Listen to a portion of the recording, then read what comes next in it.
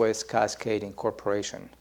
On May 30, 2019, we received 3 bids where Northwest Cascade Incorporated provided the lowest bid, which is $621,621. And staff also is recommending the board to incorporate 20% additional just to cover any unexpected issues related to construction for a total of $745,945. This particular project will be funded by state and federal grants, and we don't have any county money associated with this project. Okay, good. When you give 20% for fluctuation there, if they go over the original amount, does that money also come out of that federal bid? Yeah, these 2 grants are flexible enough. They allow us for that variation. Thank you. Anything on that? Good, we're good to go on that then. Takes us to item number 7, agenda item 7, county manager adopting the biennial budget amendment. Yeah, for your consideration, and I will walk you through. Robin Campbell is attending a conference all day today, so I will walk you through this afternoon on the details of that. Just to give you a perspective for the general public, and it's just going to fly through the numbers quickly. The first quarter budget amendment includes under the general fund a revenue of $1.4 million, thereabouts, and an additional expenditure of $724,000. In other operating funds outside of the general fund, additional revenue is $3,600,000, and additional expenditures is $9,380,000. In capital projects is additional revenue of $5,495,000 and expenditures $7,123,000. That is in 2019, since a biennial budget for your consideration will be also to change the 2020 allocation. On the general fund in 2020, we have an additional revenue of $1.2 million and an expenditure of $758,000 thereabouts. So that is a good thing for the general fund, considering that we receive the court impact fees, and that is the main source of the revenue that we have received both in 2019 and 2020. The other operating funds in 2019, additional revenues $754,000, and additional expenditures $728,000. In capital projects, $1,455,000 additional revenue in 2020, and $1.6 million additional expenditure in 2020.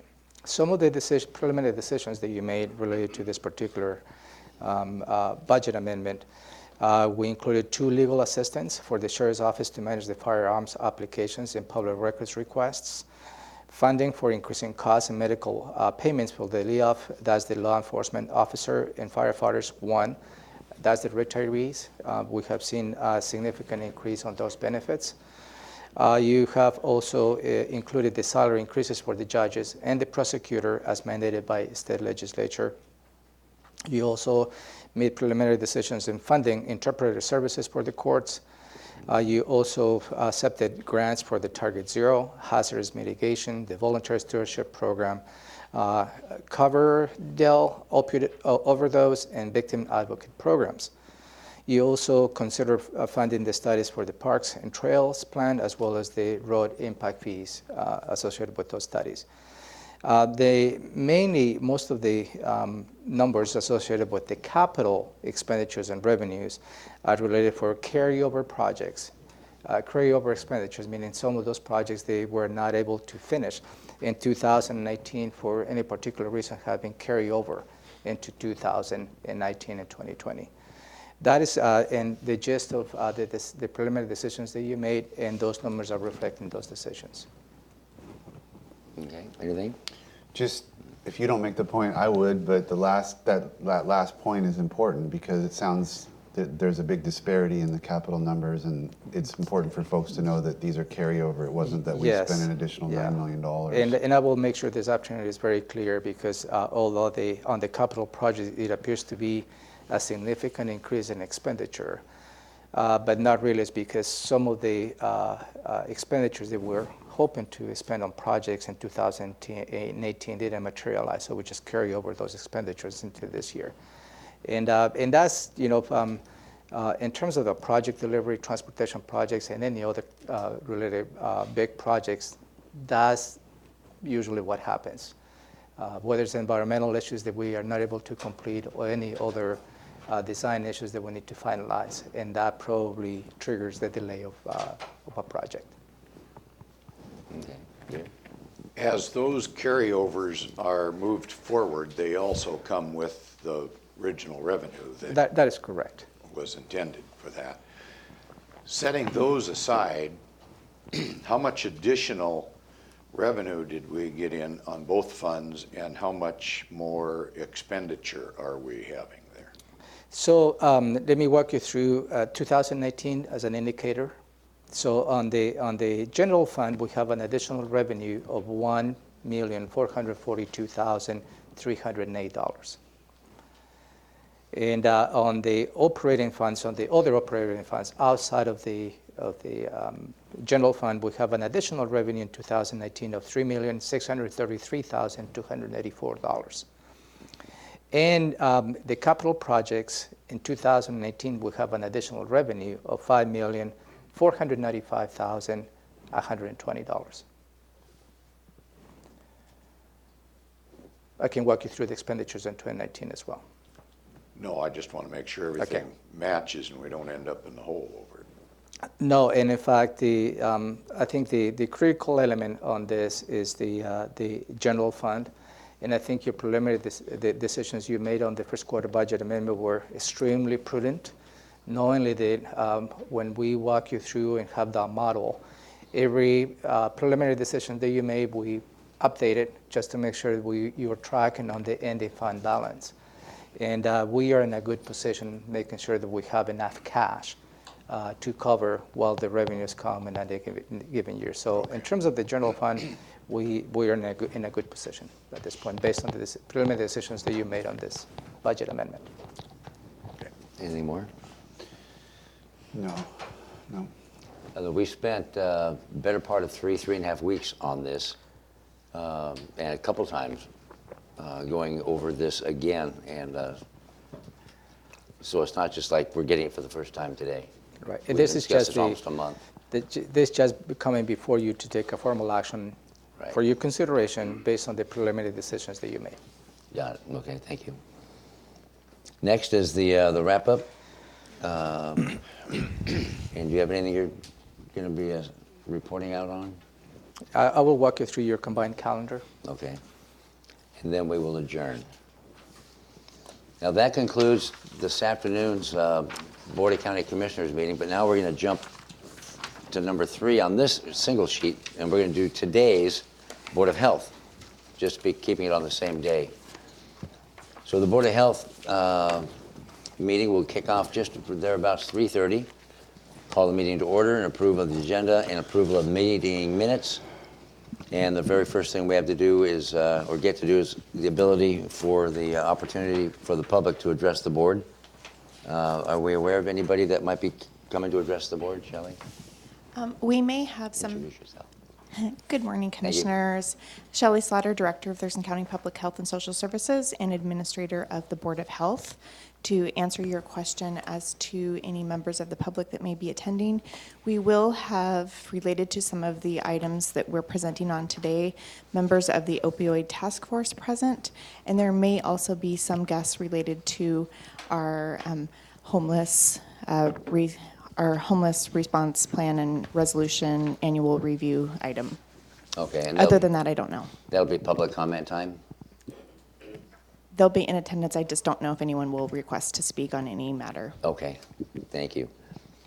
So then we have the department issues, acceptance of the Board of Health work session summaries. We have several of those to get through, to approve, dating back to March. And then item number 4 is department items, homelessness and public health crisis and update, 1-year update. Yes, Keely Marino will present on this item. Last June, the Board of Health declared a public health crisis for homelessness here in Thurston County. So Keely will be presenting on the various activities that Thurston County has engaged in and made progress on since you made the resolution last year. Okay, questions? And how long has Kaylee been on the clock now? We did that in June. When did Kaylee come to work? Keely just started this calendar year, so she hasn't quite been here for the whole Just about 6 months? time. Yes, about 6 months now. That it? Yeah. Questions? Good, me neither. Agenda item number 5, adopt the draft Thurston County opioid response plan. Yes, Commissioners, you had a briefing on this matter last week. The Thurston County Opioid Task Force has been meeting for nearly the last year. Also in June last year, you declared the opioid epidemic a public health crisis. And one of those tasks was to convene the opioid task force and develop a Thurston County response plan. And the task force has done so and is ready to present that for your approval at the meeting this afternoon. Okay, anything? I'm good. Anything? No. Okay, good, thank you. And that agenda item number 5 is you need decision, so we'll either adopt it or we won't. Yes. Got it. Agenda item number 6, youth prevention. Yes, Chris Hawkins and Kateri Wenzit and Jennifer Simmons will present to the board on our efforts at Thurston County Public Health to reduce marijuana, tobacco, and vaping amongst youth and share some of the work of our coalitions in our community who've been working on this important issue. No. I have a question. On that item, it says specifically marijuana, tobacco, vaping, and other drugs. Is alcohol use considered another drug per our definition here then? I think the coalitions that are working on this are focused on overall substance use reduction amongst youth, and that encompasses a variety of things, but I just hate alcohol to feel excluded. Thank you. Agenda item number 7, summer safety. so Sammy Berg, our Senior Environmental Health Specialist, will present to you on the presentation title, Bats and Brats. So we're going to be sharing information with the public on how people can be aware of bats to prevent rabies exposure here in Thurston County through various activities, and also ensuring that people properly are cooking their food out during summer picnics and barbecues. You notice I didn't say it? Intentionally I didn't say it? 'Cause last time I think I said bats and brats. Do you have anything on that topic? No, it sounds like it should be bats, brats, and bluegrass. Just Yeah. blows off the tongue. We could add that, And the Commissioner. blues. On point, And the on point. blues, yeah. If you want to bring your banjo this afternoon, I'm sure people would enjoy that. Do you have anything, Gary? No. All right, thank you. Agenda item number 8, wildfire health and safety. Our Environmental Health Division Director, Art Starry, will be talking about the issue of wildfires as we enter a drought and measures that members of the public can take to protect themselves and protect our community from starting wildfires and from smoke exposure. Okay, anything? No. Nope. Perfect timing. And then agenda item number 7, health equity. Yes, our epidemiologist, Marianne O'Garo, will provide you a presentation on health equity, and we'll be discussing ways in which we can help people in our community achieve their highest level of health and reduce disparities amongst various groups on health measures in our community. Perfect. Anything? Nope. Anything on equity? No, sir. Wow. Then we'll talk about our stuff if we feel like opining, and then we move on to the health officer's report. Dr. Rachel Wood will be here. Yes. Hello. Okay. And then the director's report. Yes. Got it. And then we will adjourn there about 5:30 or so. Perfect. Thank you very much. Okay, thank you very much. Thank you, Shelley. Now we're going to move to next Tuesday, June 18, to our Board of County Commissioner meeting. We'll call the meeting to order about 2 o'clock, and we'll have the Pledge of Allegiance led by Commissioner Menser, and then approval of the agenda and the board meeting minutes from today, and an opportunity for the public to address the board. A little premature, unless you know of somebody coming next week. No, and I will follow up to any public testimony that you received today, Commissioner. Okay, and then any follow-up as well. So that takes us through to agenda item number 3, the consent items A and B. Yeah, as you can see, the next week's agenda is pretty short, and that is just the season. Staff will start taking vacation in summer season, so we're going to be seeing a little bit of a reduced agenda. So, welcome. So what we're going to be trying to do is moving into the summer. If we see that perhaps we have only a couple of items for your consideration, we're going to start combining those items into having a single Board of County Commissioners, and we may cancel one here and there depending on the workload. So I'd recommend to go ahead and have this meeting. I think there's one item that needs to be addressed, and moving into 2 weeks from now, the agenda items are getting shorter, so I will keep you posted as to whether we cancel the Board of County Commissioners meeting or not. But that's just the time of the year when we see this Right. smaller agenda items. And not only do you keep us posted on that, then we always inform the public well in advance if a meeting's going to be canceled. Absolutely, yeah. But that doesn't mean government stops, because if there's something that's urgent that comes up, we meet and we take care of business. And that is a good point, because the agenda on the afternoon of every Tuesday is when you take a formal action based on a lot of work sessions perhaps that you have received. Because as a full-time county commissioners, this is your work area for the most part. You hear a lot of briefings, you hear a lot of, take a lot of information, you ask a lot of questions to staff. And when an item comes for your formal, such as this afternoon, the first quarter budget amendment, there has been a lot of information that have come your way before you making the formal decision. So from the public's perspective, I think you have made the point on your board meetings that just because you go ahead and just take an action on an item, that doesn't mean you have not studied it, you have not heard, and you have not asked questions related to that particular item, because it's a lot of information that flows through it. Yeah, I mean, not only is this like a work office, but this is like home away from home in here. Seems like we spend more time in here, doesn't it? So even though there might not be a BoCC meeting, there will be at least a work session, and the public's still welcome to attend, and those are published. So it's out in the media. So, yes, sir. I just have one question Go before ahead. you move on. Uh-huh. Is there anything that prohibits us from, I don't know, post-dating a resolution? I mean, we know we're going to go out for this bid for Rochester. Is there any reason that we can't post-date that if that's the only item that we're going to have on the calendar? I mean, like, put it on for this afternoon and That is absolutely within your purview. If you like, we can take all these items that you have in here, bring them on for this afternoon, and then we cancel the next meeting. That's within the purview of the commission. well, I'm just trying to look for efficiencies. I know, because every Consolidate. meeting like this that we put on takes a lot of staff time. A lot of other things come into play here, and we'll still have work sessions as we move forward. I'm just wondering if that can't that's all- add to some efficiencies. Absolutely, that's all within your purview.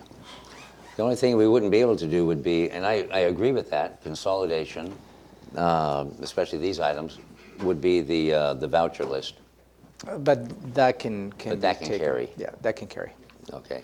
So are you amenable to that? Taking these, that'd be the consent item and the department item? Yeah, I mean, And moving it to there's not- today? There's not much there, so. Yeah, I mean, it's especially attractive when there's not a Board of Health or Transportation meeting after, which is Right. true of the 18th. Right. So that's fine with me. Okay. So we'll revise today's agenda to include those items, and we'll cancel the June 18th. Cancel the Board of County June Commissioners. 18th. We'll have to say that repeatedly, though, for the folks now. And yeah, we'll cancel the June 18th, 2019 Board of County Commissioners meeting. And magically, this will show up today, magically. Yeah, and I will remind the viewing public this afternoon that next week's meeting is canceled as The well. June 18th one is June canceled? 18, Okay. 2019. Thank you. And yet we will have a work session on that We will particular have day. in the morning, yes, sir. And the public is welcome. And the work doesn't stop for you. No, sir, it doesn't. Anything else on that? Nope. Wow. Now we move on to proclamations and awards. So would you like to review the items? Oh, hey, just hang on, let me back up. Sorry, La Bonita, we're still going to review the items. I just got carried away. Sorry. That's okay, thank you. So added to today is going to be consent item A, and that's a Human Resources Superior Court resolution setting terms of employment for the official court this reporter. is for your consideration. This is for you to revise the job description of the official court reporter. The Superior Court has worked closely with HR in defining the specific duties and the job classification, and the proposal before you is to approve the new job classification. The official court reporter is an appointed position that reports to the Board of Judges. And so that is not a union-based position. Again, it's an appointed position.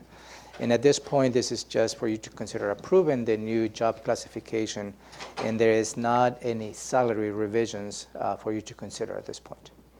Okay, anything? Is there something is it kind of just updating, or is there some substantial change?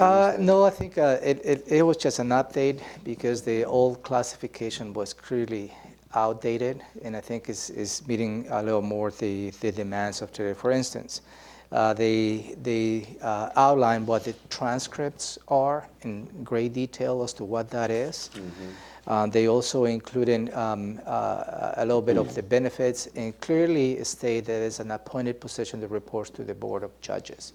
Those are the main changes from the previous classification as I learned. Is it the Board of Judges themselves that are doing or is it with HR?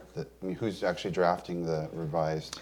So this has been the court administrator with HR has worked together, and obviously the Board of Judges approved that. I see. Yes. So that was my question before I get to you, Gary. This is a request of HR?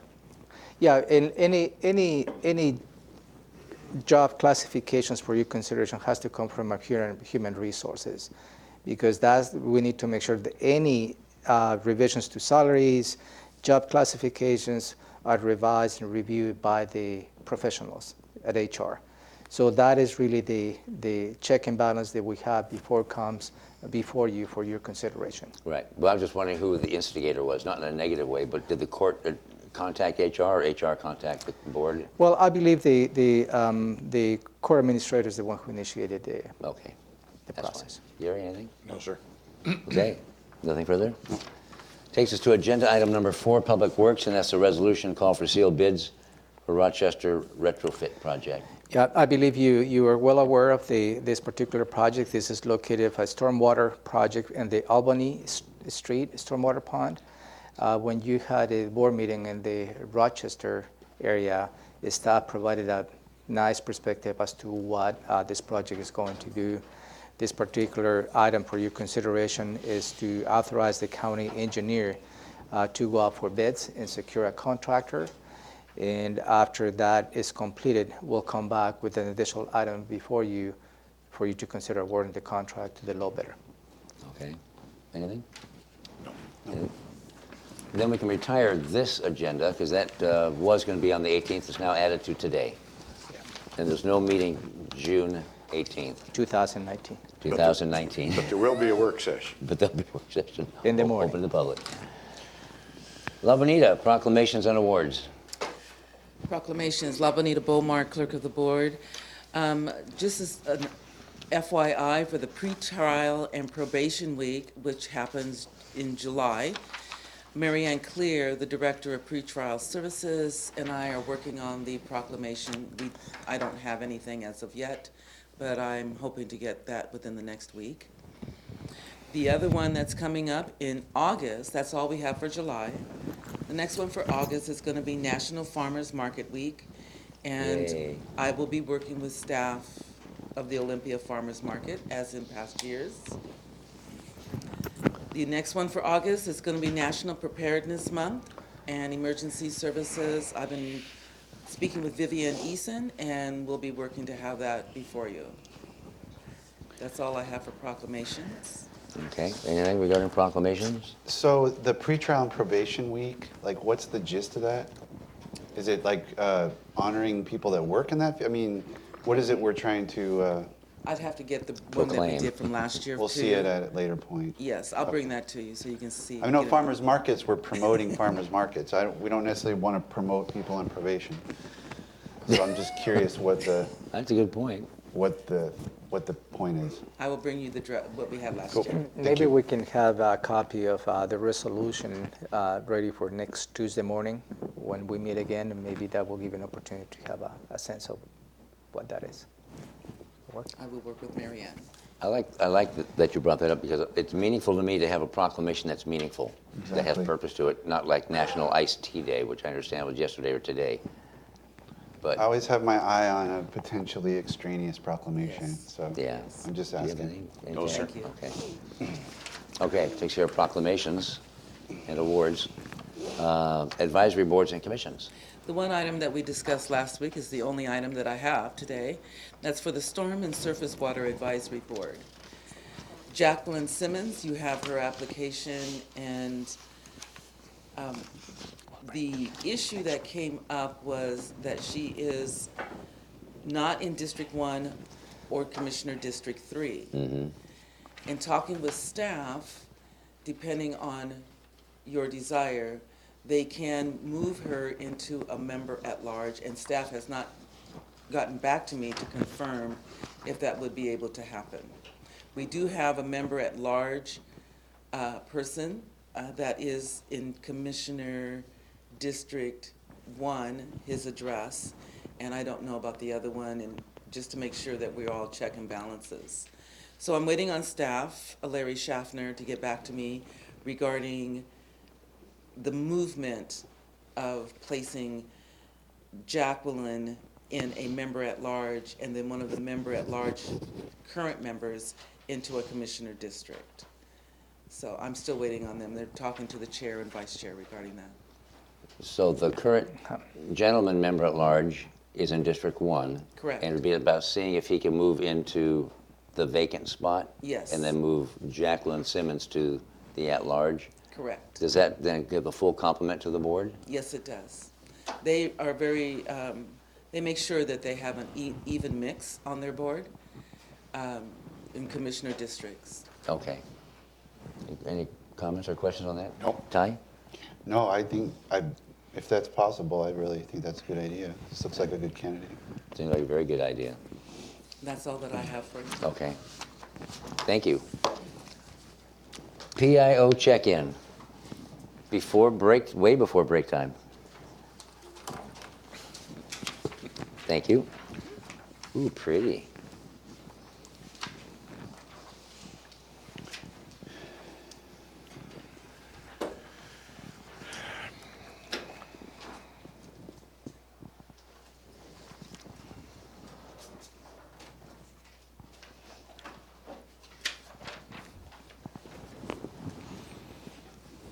Good morning, Commissioners. Good morning. Public Information Supervisor. Last week, you guys had asked about the newspapers and who covers what.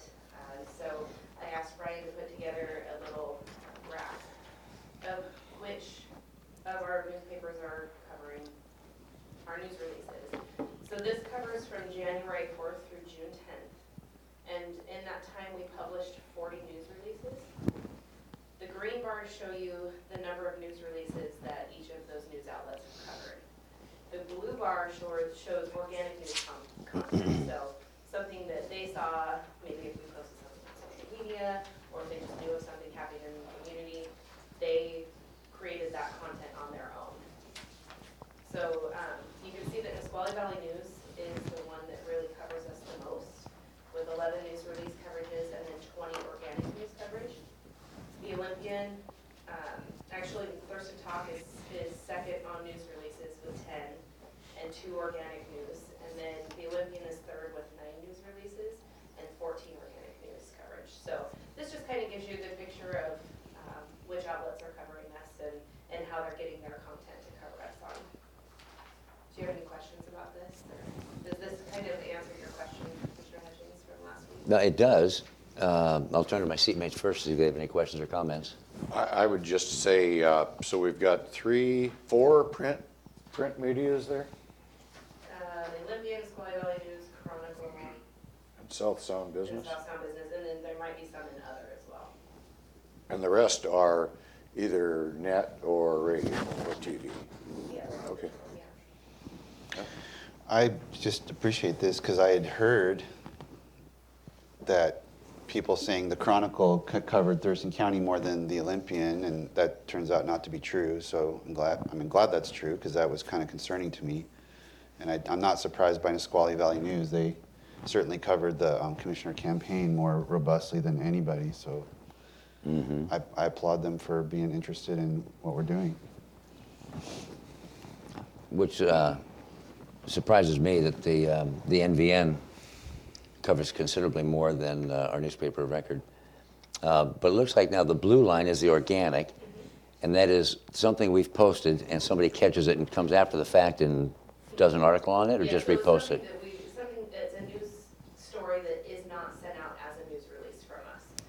They've gotten information about it in a different way. Either we've just posted a quick social media post about something going on, or they received a tip from someone.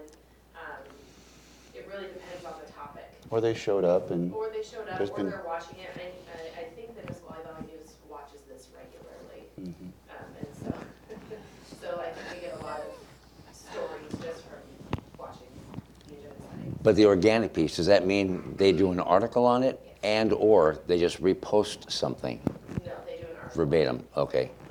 I thought Thurston Talk would have been higher up on the Richter scale than 2, just for that 6-month period. But I'm impressed with the published news releases. Yeah, this Thurston Talk covers a lot of our news releases and posts them, just takes what we send them and just posts it on their site. But not as many just coming out and coming up with a story and coming and doing that. When we invite them, they generally will come and do a story, but we have to invite them. Yeah. But it's pretty, I mean, the statistical scale or the scheme of things, they're relatively close. The South Sound Business, Thurston Talk, NVN, and the Olympian, they're all close when it comes to the published stuff. Okay, this is helpful. Thank you very much for that. And on a side note, one of the goals of our office is to send out fewer news releases. And that's something we've been really focusing on, coming up with different ways of getting our information out because we don't want to be noise to these news outlets. Last year, we sent out 130 news releases in the calendar year. It's halfway through the year and we've only sent out 40. So I think we're really doing a good job about minimizing the news releases and making them actually strong news points when we send out a news release. Can I ask a question about that? So between South Sound Business, Thurston Talk, and Nisqually Valley News, Olympian, 9/11, 10/9. So those are the news releases. Are they the same ones? Like, are there certain ones that they're, I mean, obviously probably the courthouse and stuff, or are they kind of a grab bag to where they have different interests? I think there'll be some that you're going to see across the board, but a lot of it's a grab bag. Okay, so like, because that's about, they're each pulling about a quarter, and it's a different quarter, is what you're saying? Yeah, we get pretty good coverage when we send out a news release. At least someone will cover it. Thurston Talk will cover more community type things. So if there's a master gardener classes coming up, they'll cover something like that. Or if it's a little bit more community related. And then Nisqually Valley News and the Olympian will cover the news parts of it, but different aspects of it. So Nisqually Valley News is especially interested in things like HCP and anything that has to do with the environment, South County, those types of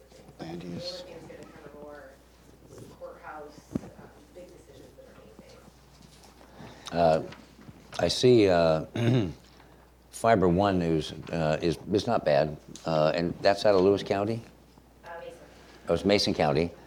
So I look at the far right, other, and organic, there's 6, and press release is 0. Does that include like KGY and Mix 96? We didn't look at radio, so these are just, this is just print. Well, Fiber One News Radio, I thought that was radio. They have it online as well. Okay, all So right. they do post news stories on their website, so that's what this is. So it should just be iFiber One News. News, not radio, okay. Thank you. Go ahead, Gary. You mentioned that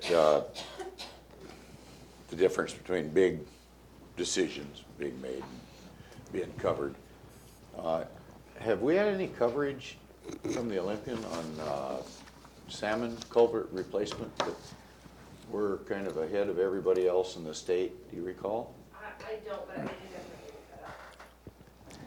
I think the answer is no, but I don't know for sure. There was an editorial, it was probably late last year.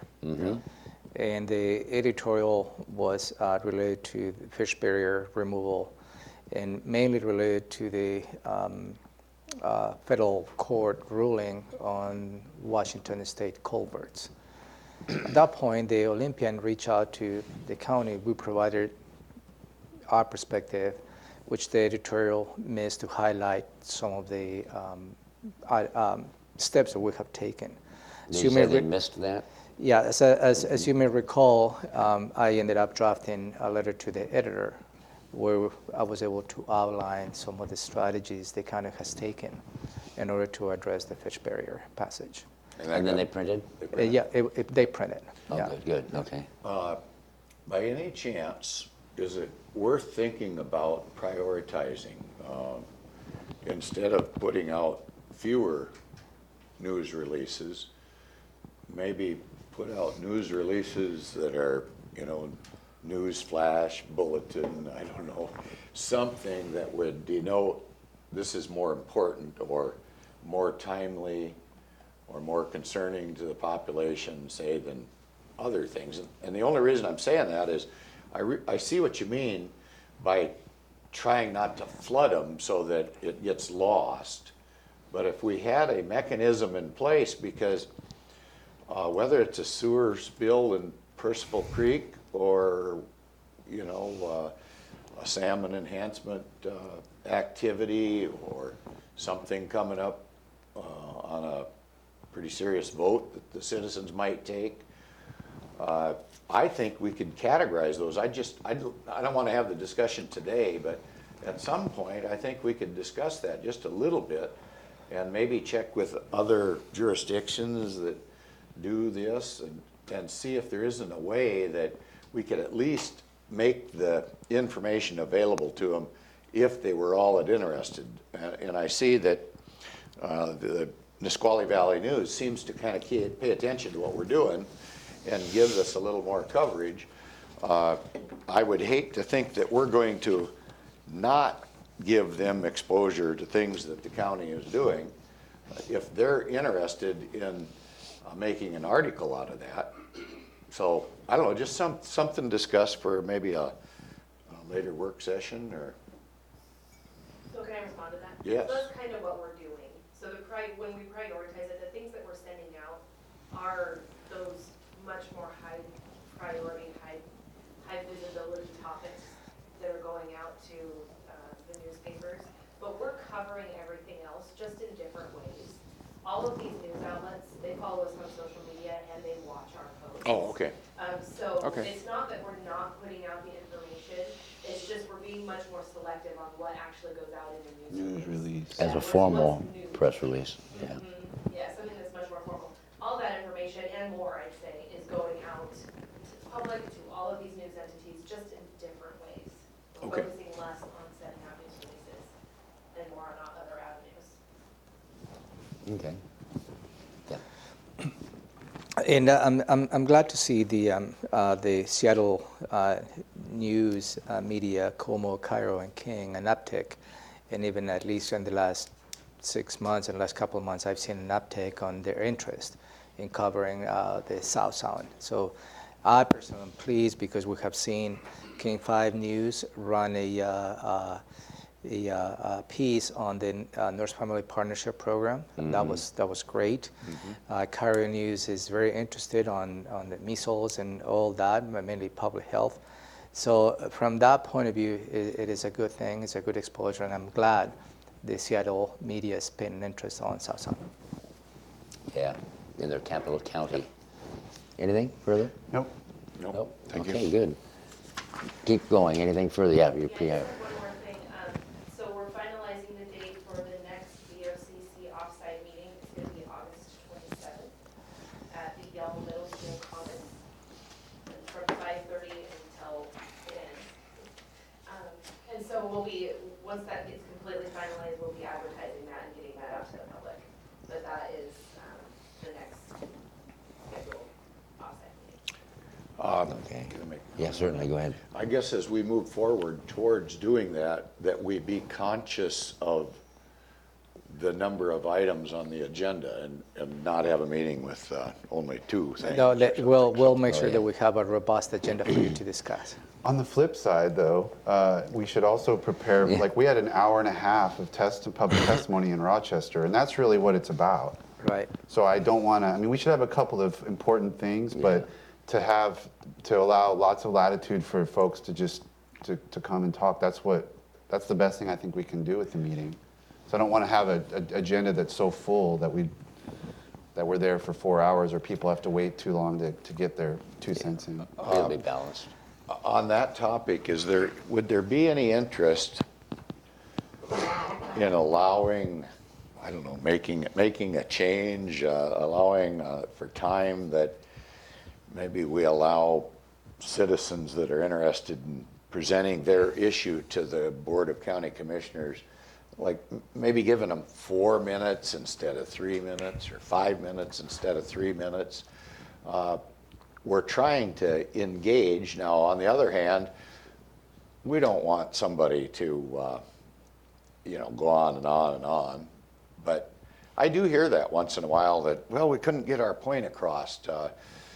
Whether it's a biosolids issue, which is a very complex and concerning issue to the people out in that area, for an example. I don't know. Is there any thought about allowing them a little more time? Well, it's not an RCW. That's up to the purview of the chair, is it? Okay, and so I'm not opposed to that, but the however is, and we can discuss this at length, if you give someone 5 minutes, some people still aren't able to get their point across.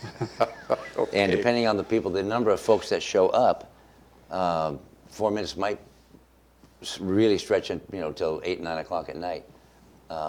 So I'm not opposed to that. No, I'm not opposed to letting the people have more time. It's just a management thing. Sure. That's what we did at the one of them.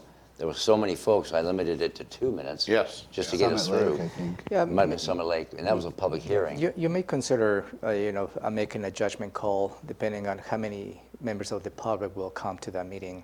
Yeah. And at that point, Okay. maybe. But I'm not opposed to that. Just judging. I find that to be one of the most important parts of the meeting at 2 p.m. And so one idea I just thought of just now is when we have, maybe extend the time when we have those meetings where we're not following it up with a Board of Health or a Transportation Benefit District, where we kind of have the full 3 hours. Maybe those meetings, we could allow 4 minutes of talk. That And way. just see how it goes or something? And then the ones where we have, see how it goes, just on an interim basis. I think City of Olympia, they used to anyway, they would have their public comment up front for a specific period of time, then they'd go on with the agenda, and then have a second opportunity for the public to address the council Time somewhere in the permitting second or half. something. Like time permitting. I don't know if it was time permitting, if They they just always allow extended it. in the evening, but they always had the second period in the meeting. Do they still do that, do you know? They do, okay. Sometimes no good deed goes unpunished I know. in a way. Oh, yeah. I can see and, that. And there's always I think having a longer time when you go out to the community actually makes sense depending on the number. But if you're trying to manage that on the regular 2 o'clock meetings, it could be perceived that you're limiting the time based on the items that you have on that agenda. Then somebody may connect the dots in a way. So it's always a balancing act that you may want to consider as you move along in conducting the business. But also that is a perspective. Well, that's why I would be more comfortable with a policy where it was sort of like, it was our policy that if there's no meeting after, we allow. That way it's not Commissioner Hutchings, the Right. chair, And- basically case by case based on the number, because then it looks like we're cherry picking issues we don't want to hear about. Or Exactly. So whatever. then Right. somebody may make a nexus to an item that you're considering that day for some reason, which is not necessarily the truth. But I we can especially work like, on a policy if you like. but I especially like the idea for the Yelm, Tenino, Rochester, the outreach, give the folks not only more time to voice their opinion on topics of importance to them, but it might even be a draw for some to come out, perhaps, I don't know. I But then to think come so. back here and, okay, it's 3 minutes every time, unless there's no TBI or BOH or something afterwards to allow it. I think I think everyone in that room in Rochester had a comment, and I'm sure that's what drew them to the meeting was the opportunity to address the commissioners. Yeah. And they were all a little different, too. Oh, they were all different. That was really unique. It different- wasn't different, just yeah. wasn't just 20 people on the same issue. It was a Right. whole grab bag of topics. That's why I found that really useful. Because the people from up here, some of them went down. I don't know, I just, Yeah, just, Good idea, good idea. just think about it. I will explore some options for you. Okay, thank you. Good, good. Thank you for bringing that up, Gary. We're going to hit a couple more items, then we'll take a break. Public hearing decisions pending. Nothing for right now, Commissioners. Legislative update? Nothing. Nothing. Nothing. So right there, before we jump into the commissioner items, which is the meaty part of this as well, it's 10:07.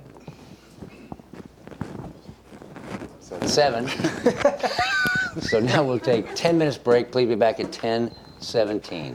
Thank you.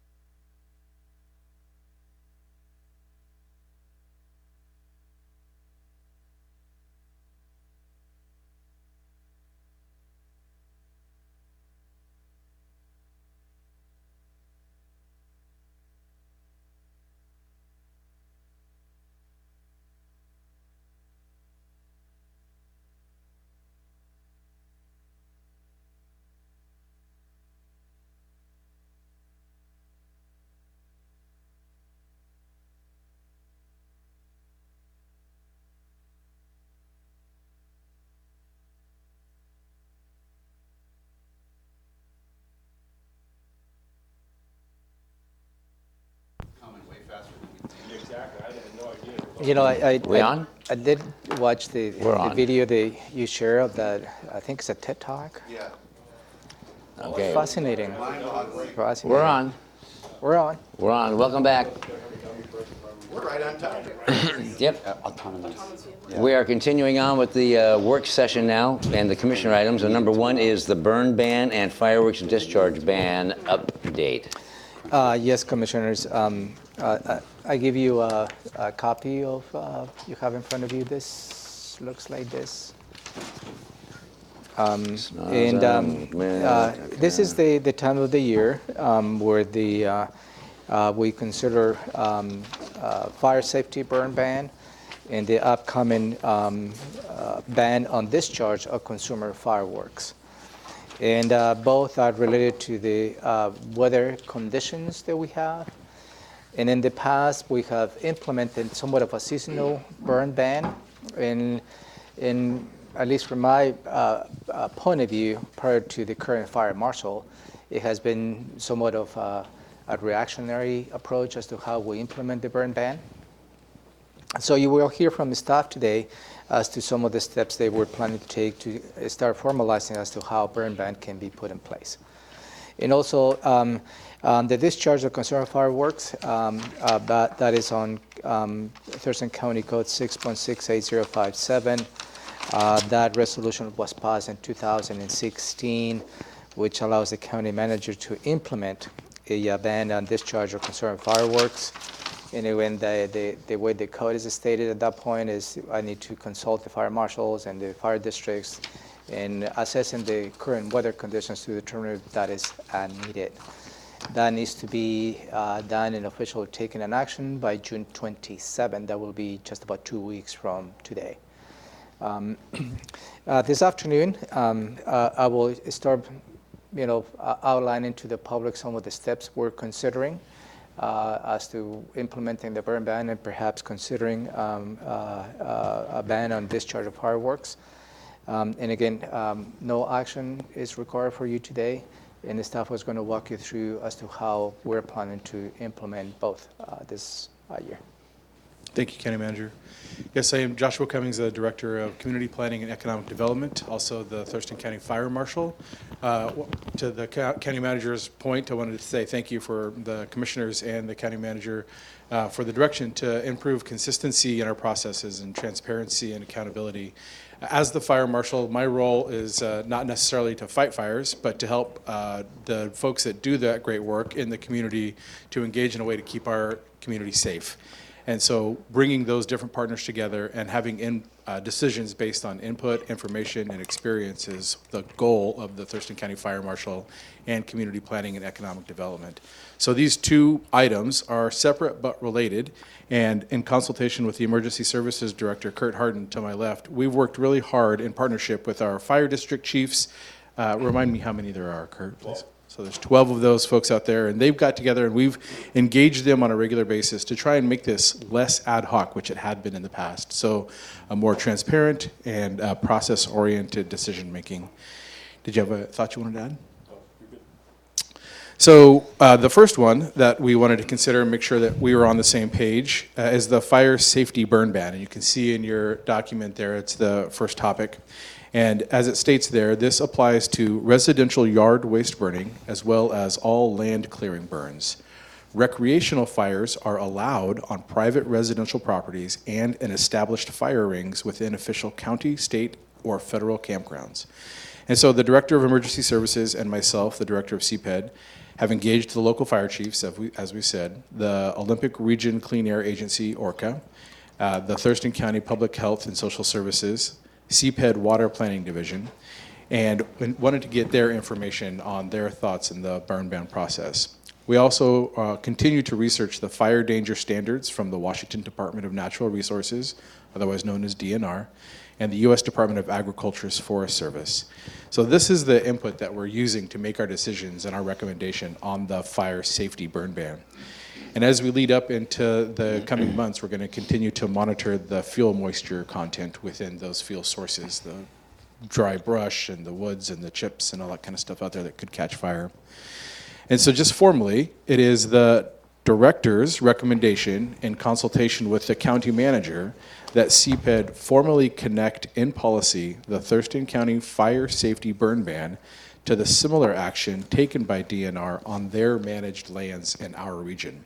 So in effect, when DNR issues their burn ban of their managed lands, Thurston County will follow directly with our safety burn ban action and a news release that will be ready to release as soon as DNR puts theirs out. And the concept is that this process will minimize public confusion and help synchronize messaging across the county.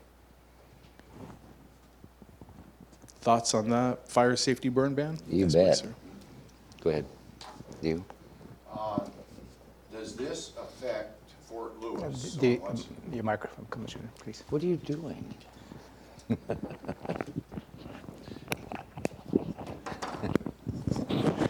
Does this affect Fort Lewis? And also, do we have any coordination with the tribal activities in our community? Whether that's, whether they abide by it, will we keep them informed? Are they going to be in the loop? And I know that we run into conflict there, both on the sale and discharge of firearms. And what about Firearms? I mean fireworks. And what about Fort Lewis? But this is just about the burn ban piece right now. Yeah, but I'm just wondering how it Fireworks all is ties next. together. Okay. That's So all. for Fort Lewis, this does not have any impact with Fort Lewis. That's federal land and a federal installation. They make their own determination when it comes to the burn ban, if they put one in place. Also with tribal lands, because of the sovereignty issue, this does not have any impact with tribal lands. However, at our Emergency Management Council, tribal nations attend our Emergency Management Council here in Thurston County, so we do coordinate with them on various issues related to emergency services, including burn bans. Thank you. Any thoughts? Go ahead. So in your bullet points, you say you engage local fire chiefs. So have you specifically engaged them about this proposal of tying it to DNR, and they're okay with that? Yes, we have engaged them, and we have not heard any negative feedback to that process. Okay. And does DNR, do they have a record of, are they, quick to, do they have a sort of a record of an approach that's maybe different than that, just so I know what we're tying ourselves to? So DNR typically looks at fuel moisture content, looks at the long-range weather forecast. They put a lot of effort into looking at the scientific evidence on when they should put their burn ban into effect. However, that doesn't preclude the potential for a statewide emergency proclamation issued by the governor, as an example, due to certain situations that are being faced by the state. But typically DNR does their burn ban analysis based on the scientific information they have out there. So you feel it's a balanced approach that they I take? feel it's a really balanced approach. Also in the past, we've not been synced up, so it causes confusion with the public. Yeah. And so when DNR puts out a burn ban and we haven't put out a burn ban yet, there is that confusion. This way we sync up the messaging. And also at the meeting that we attended at the Fire Chiefs Association, Thurston County Fire Chiefs Association at the end of May, ORCA was there, DNR was there, as well as the fire chiefs. So we had a coordinated discussion over this process. We explain the acronym ORCA for the public, please. Yeah, again, it's the Olympic Region Clean Air Agency. And I have talked directly with their executive director about this potential process. I'd also like, oops, sorry, go ahead, sir. So my question is, I thought, I just can't find it online, but I thought yesterday or today that I saw the DNR was issuing a burn ban, but they have not updated since May of 19? No, that's the information I have. Is the last update I saw was in May. Right. Typically, if they're going to update and change their burn bans proclamation or information, we'll get a notification. We typically should get a notification. Okay, and are the other cities, are they in sync with, almost like what Commissioner Menser was asking, are they in sync with DNR, or they just do it when they feel the need? So the city's represented by those fire chiefs that we're speaking of when we meet at that meeting. And so we're not sure about their specific process, but Okay. this is for our lands and they're engaged. 'Cause I'm hearing from constituents, they want a burn ban. Why aren't we doing it? Why aren't we doing it? It's tinderbox. The governor, declared a drought. And so from the director's perspective and the fire marshal, I hear that starting a month ago. Yeah. And then I also hear the opposite side. I can't believe we're doing a burn ban this early. And so Okay. this is an attempt to find that balanced approach, syncing it up with Department of Natural Resources. I'd like to also say we've been joined by our Director of Public Health and Social Services. We have been in coordination with her department in terms of the wildfire health safety, which I think you'll hear more about. This is, we experienced the big wildfires last year, the smoke inhalation and all those items. And so we really appreciate the good work that public health is doing and getting out the messages on that as well. Thank you. Okay. So the burn ban is going to be coming. And just to remind the commissioners, that's a seasonal burn ban. So when the fire marshal, through this process, determined there is a burn ban needs to be implemented, it's not like for a week or two. It's until, I believe, the end of September. Correct. That it goes through it. So just to make you aware that is the case Okay. on the burn ban. But it's flexible enough, we could extend it if we needed to. Indeed. Yes, Got yeah. it. All right. So we'll work to make that policy going forward, and then we can have consistency in the way that that decision is made. So I think that, from my perspective, that's a big win for county procedures and policies, that now the citizens know what we're going to do from here on. Okay. Now we move on. And the second one on your list there, actually, is there anything more that you'd like to add? Okay. Is the emergency ban on discharge of consumer fireworks. And this is in our code and ordinance 6.68.057. And I'll just read it real quickly here. The county manager, after consulting with the fire marshal or other officials, may prohibit the discharge of consumer fireworks during the periods of extreme fire danger. The prohibition shall be in effect 1 day prior to the date consumer fireworks may legally be sold. This year, that date falls on June 27th. And so again, we wanted to take a process-oriented approach based on input and data and facts. So we have engaged the local fire chiefs, and we'll continue to do so to receive their input. We'll continue to monitor the moisture content of potential fuel sources.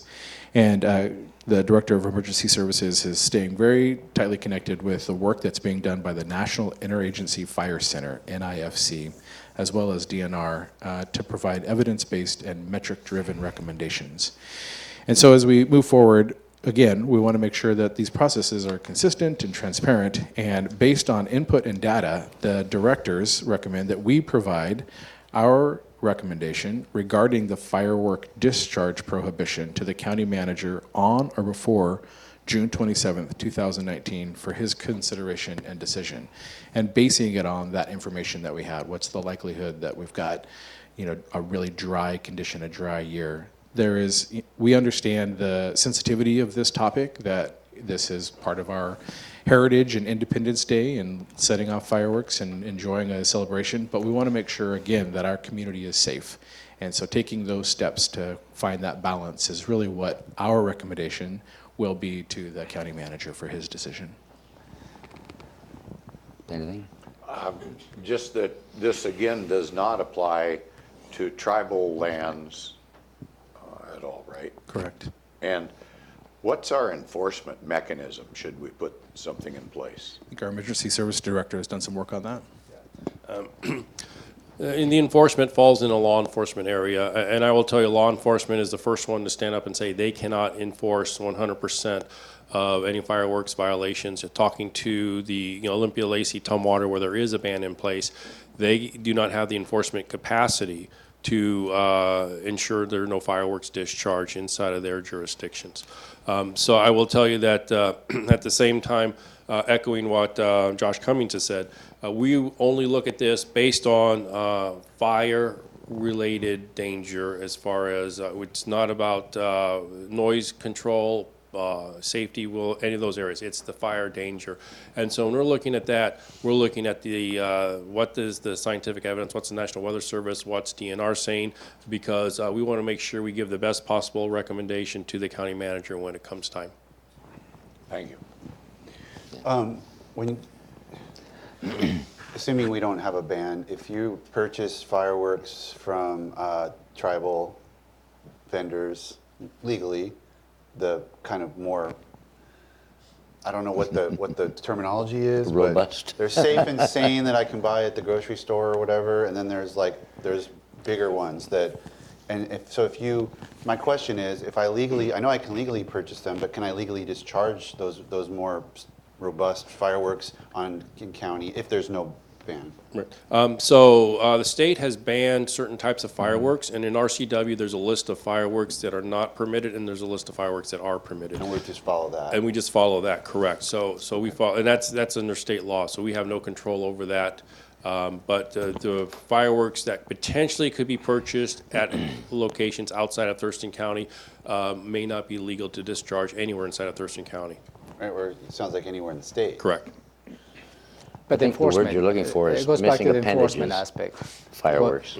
Going back to the enforcement, if enforcing a discharge of fireworks is extremely difficult, enforcing the purchase of illegal fireworks, it will be probably even more difficult to do so. And in whatever legislative action or administrative action, I think the majority of the people understand the conditions and understand the dynamics, and for the most part, they follow suit. That and we count on that on the self discipline in a way. I'd just like to follow up on the emergency ban of discharge of fireworks. The code states on extreme fire danger. It's a little bit different from the burn ban. The burn ban is the threshold is less than the discharge of fireworks. So on the extreme fire danger, it goes back to this attachment that you go back, and that will be a good baseline that we may probably follow suit in terms of how DNR consider the current conditions related to fire danger. And at this point, the Western Washington is at low. So we'll continue to monitor this, and I will keep you abreast on next week on the 18th, leading to that, because on that week is when perhaps we need to implement any type of ban or not.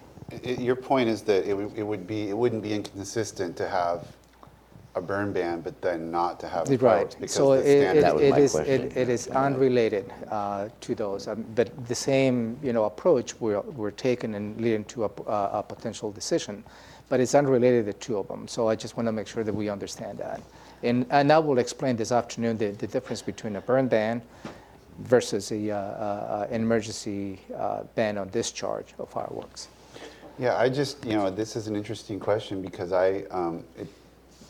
and I'll take a look at that RCW, and I know enforcement's an issue. I mean, to me, like the range of fireworks when I think of sparklers and little flowers on a suburban street versus, but that's how I kind of grew up. But I didn't grow up in a place that had tribal lands where you could purchase, and I see all over Thurston County discharge of very substantial fireworks that probably are not permitted by the state statute. So that's it's a different dynamic than I'm used to, because you have this risk and when there's fire danger.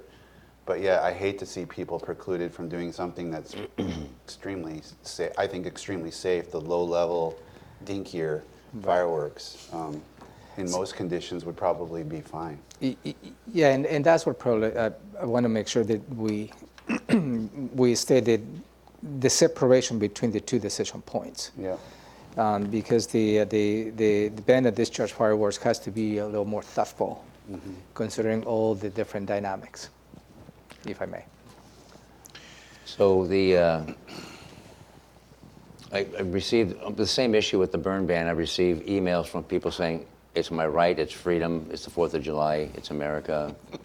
And the other side that says, you want my family to die.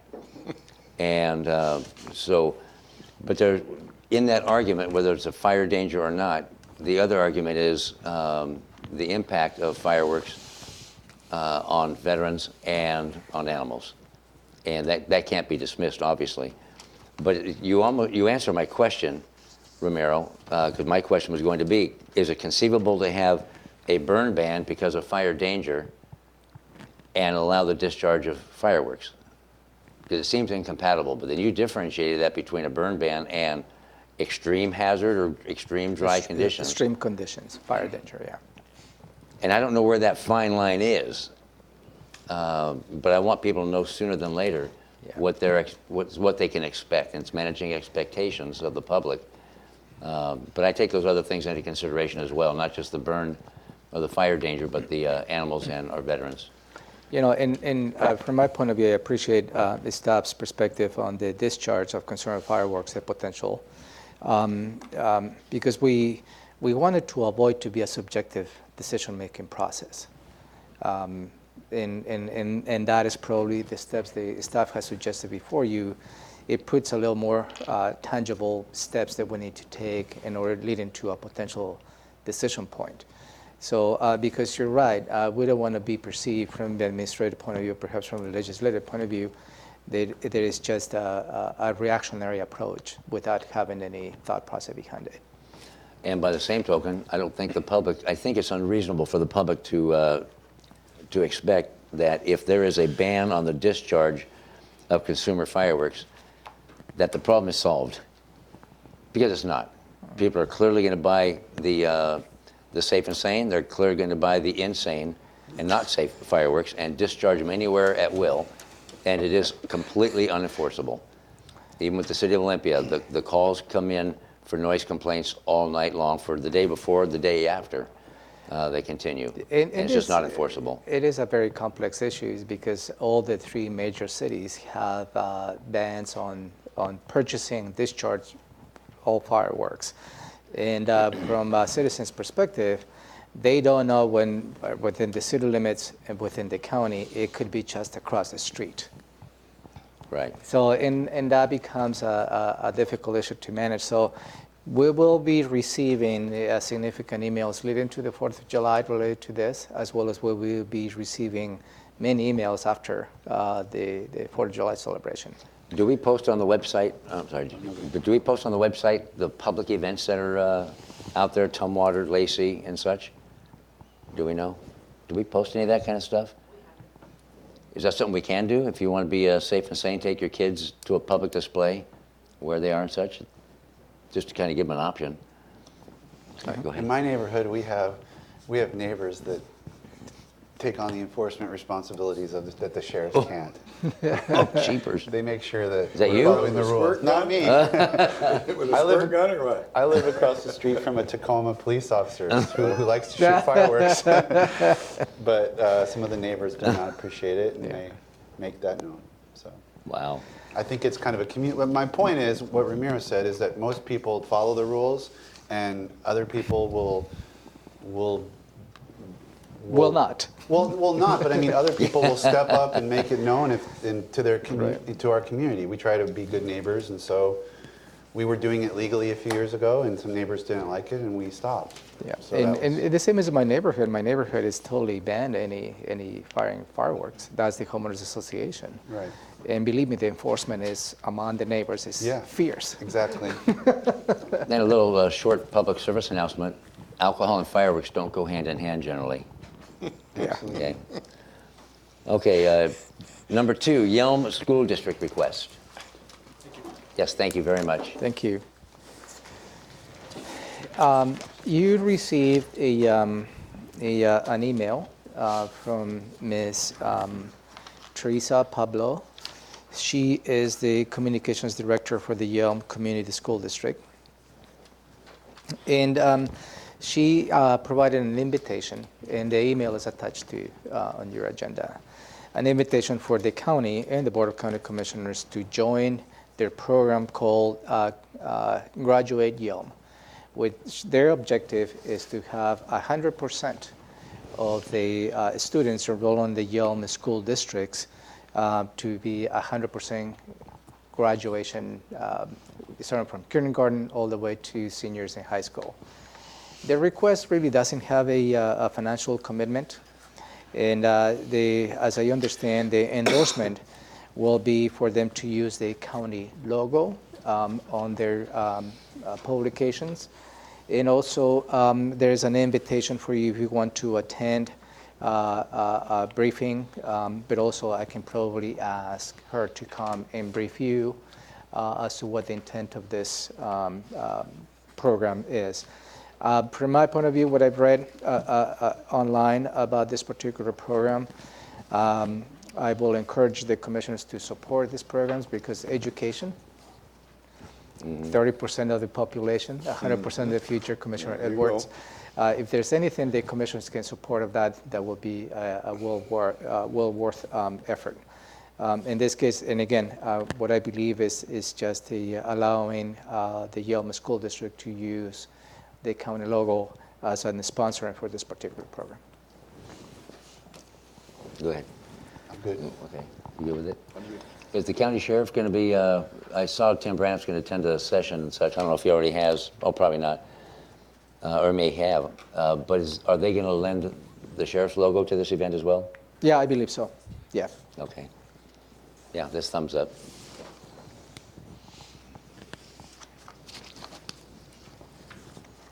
TST funding. So I Appeal will re- respond accordingly. Thank you. Pardon me? I will respond accordingly. Okay, thank you. Thank you. Appeal request for the TST funding.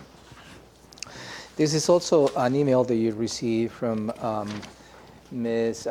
Tambra Donahue, and she represents the Monarch Children Justice and Advocacy Center. She's a doctor, Is- isn't she, I believe? Yeah, PhD. And the gist of her email, as you may recall, let me take you back maybe 3 weeks ago when you considered funding the TST community grant that was $250,000 for 2019 and $250,000 in 2020. During that process, you consider suggestions by the TST Advisory Committee as to what projects you would like or programs you would like to fund, and you made the decision to fund the top 3. Also, you may recall in that list, there was a suggestion by the Treatment Sales Tax Advisory Committee for you to consider funding another program. There was skipping 3 others based on the ranking criteria. This is that program, the Monarch. In this case, what she is asking, obviously, to appeal for your decision, to open it up again and just to fund this particular venture. She makes obviously a logical argument to that. And also, she's requesting us to, if she has any questions, to direct those questions to you directly as to answer as to why you made that decision.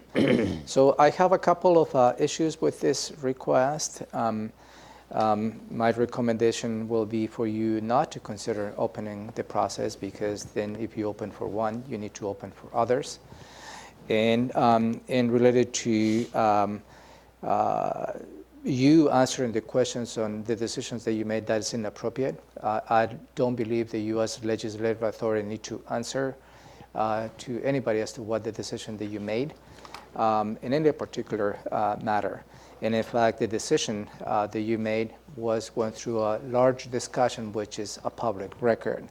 If somebody wants to perhaps look into the steps that you took leading to that decision, is available to the public at any time. So at this point, my recommendation will be for you to authorize me responding to Ms. Donahue in terms of directing to our TST program manager, Carrie Hennon, for her to explain the selection process, and as well to explain the reasons behind what the TST Advisory Committee provided those recommendations to you. Carrie, will you come up, pretty please? Thank you. Because I already wrote my notes down. I already know where I stand, because I've been on the committee 4 years ago. But if my seatmates have any questions or comments, or if you want to just brief them on the process, you can do that as well. Why don't you go through the process first, then we'll ask questions. Thank you. Okay.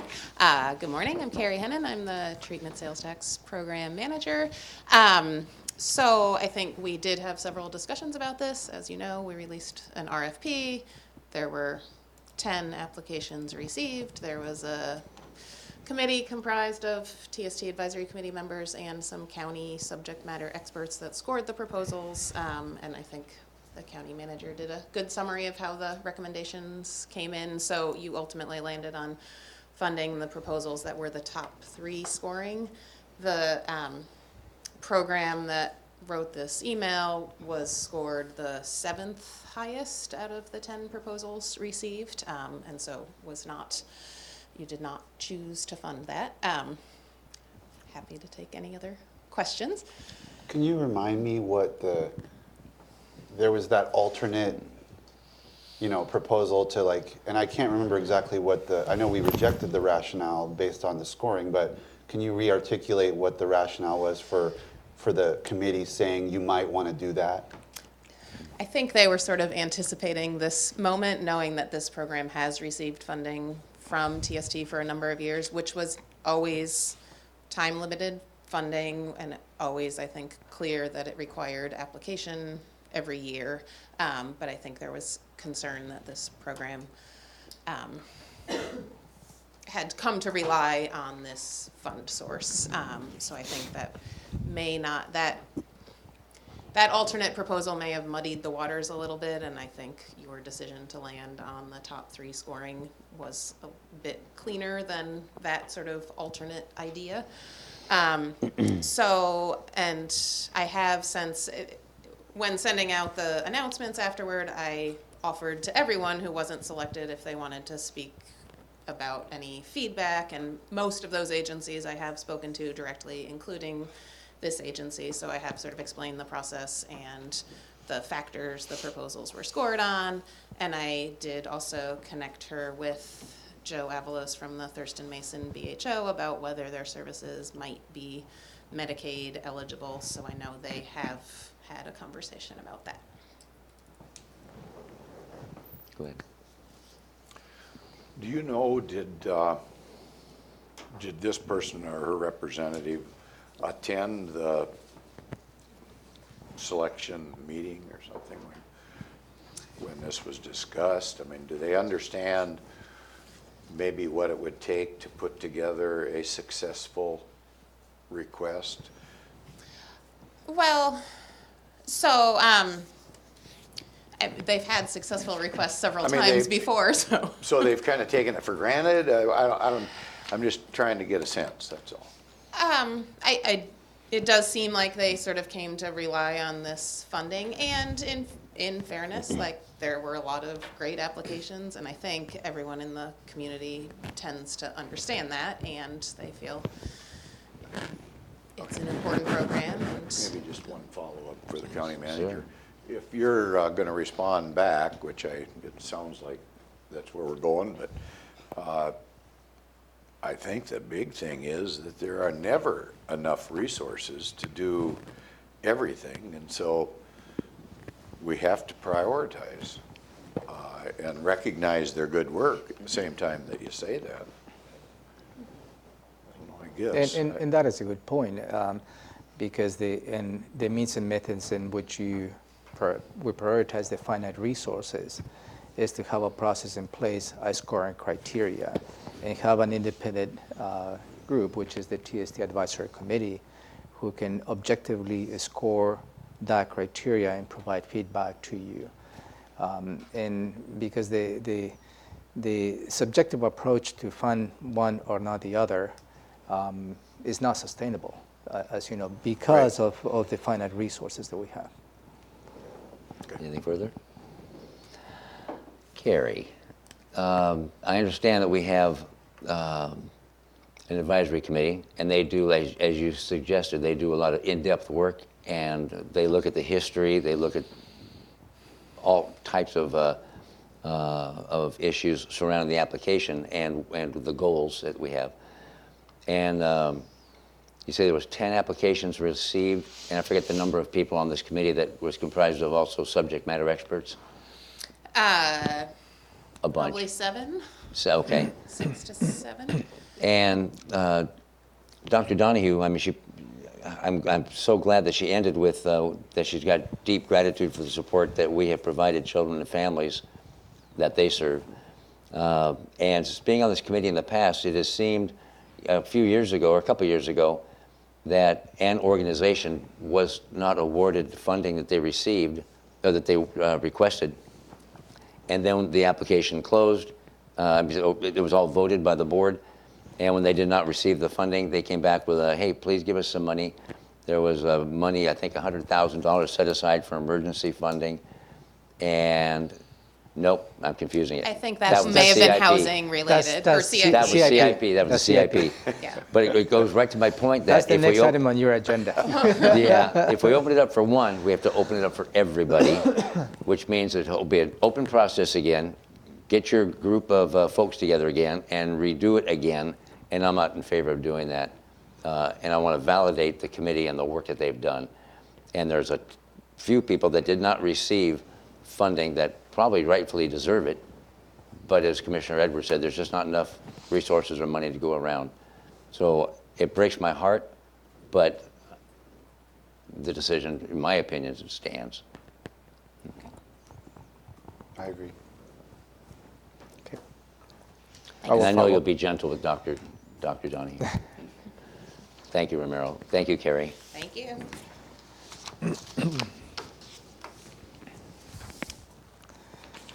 So the next item on your agenda, as you may recall, and this is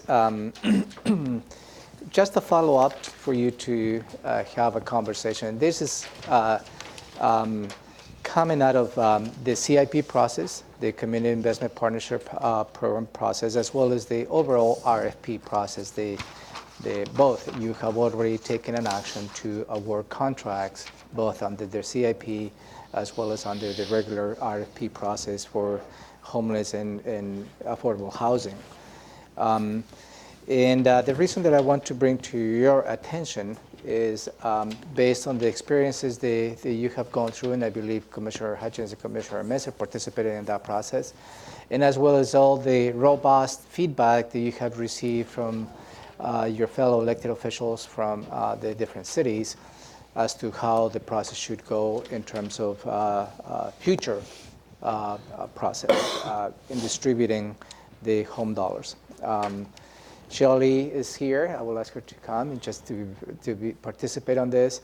And this again, I just would like to open that conversation for you to have a conversation among yourselves. And if there's any direction that you need to give me, change directions, continue with the process or not, that's what I'm looking for you, perhaps at the end of your conversation. Okay. I Begin. can start. I mean, I came in with an open mind because I heard a lot about this from many quarters, but I know a lot of effort has been put into coming up with a new structure. My understanding of the structure is that it kind of just parallels the structure we already have. So I'm still open-minded, but someone's going to have to really explain to me what is going to be achieved by changing the process. I participated in the process. Seemed like a good process. People who were on the committee said it was the best discussion they'd ever heard, so hopefully maybe some of the problems from the past have been ironed out. But I don't see we have so many things that we're dealing with, and I'd rather have staff working on other things than creating a parallel structure to something that we already have in place that seems to be working fine to me. But again, if you want to make the case, my ears are open. That's kind of where I'm at. I'm here to listen. All right. I'm hearing the same thing, that it's redundant, and not knowing, well, I don't want to muddy the water any further with other things that we're doing now. Are you, Romero, how long has it been since you've received feedback from the other mayors in the city regarding this process? And were they on board or not? Because I know there was conflicting, we're not on board, but you had emails saying they were on board. So let me address the parallel process in a way. The difference between the existing process that perhaps you went through in this process is we introduced the Thurston Tribes Coordinating Council as part of the process, as part of the model. That's really fundamentally the difference between the existing and what you see before you. Related to the feedback, the latest feedback, obviously we heard from the Lacey City Council, including the mayor, at the joint meeting that you had with the City Council maybe 4 weeks ago, just about. And you know, I've heard from the City of Olympia as well, obviously from the City of Tumwater, and the question that I keep hearing is, why changing it if it's working?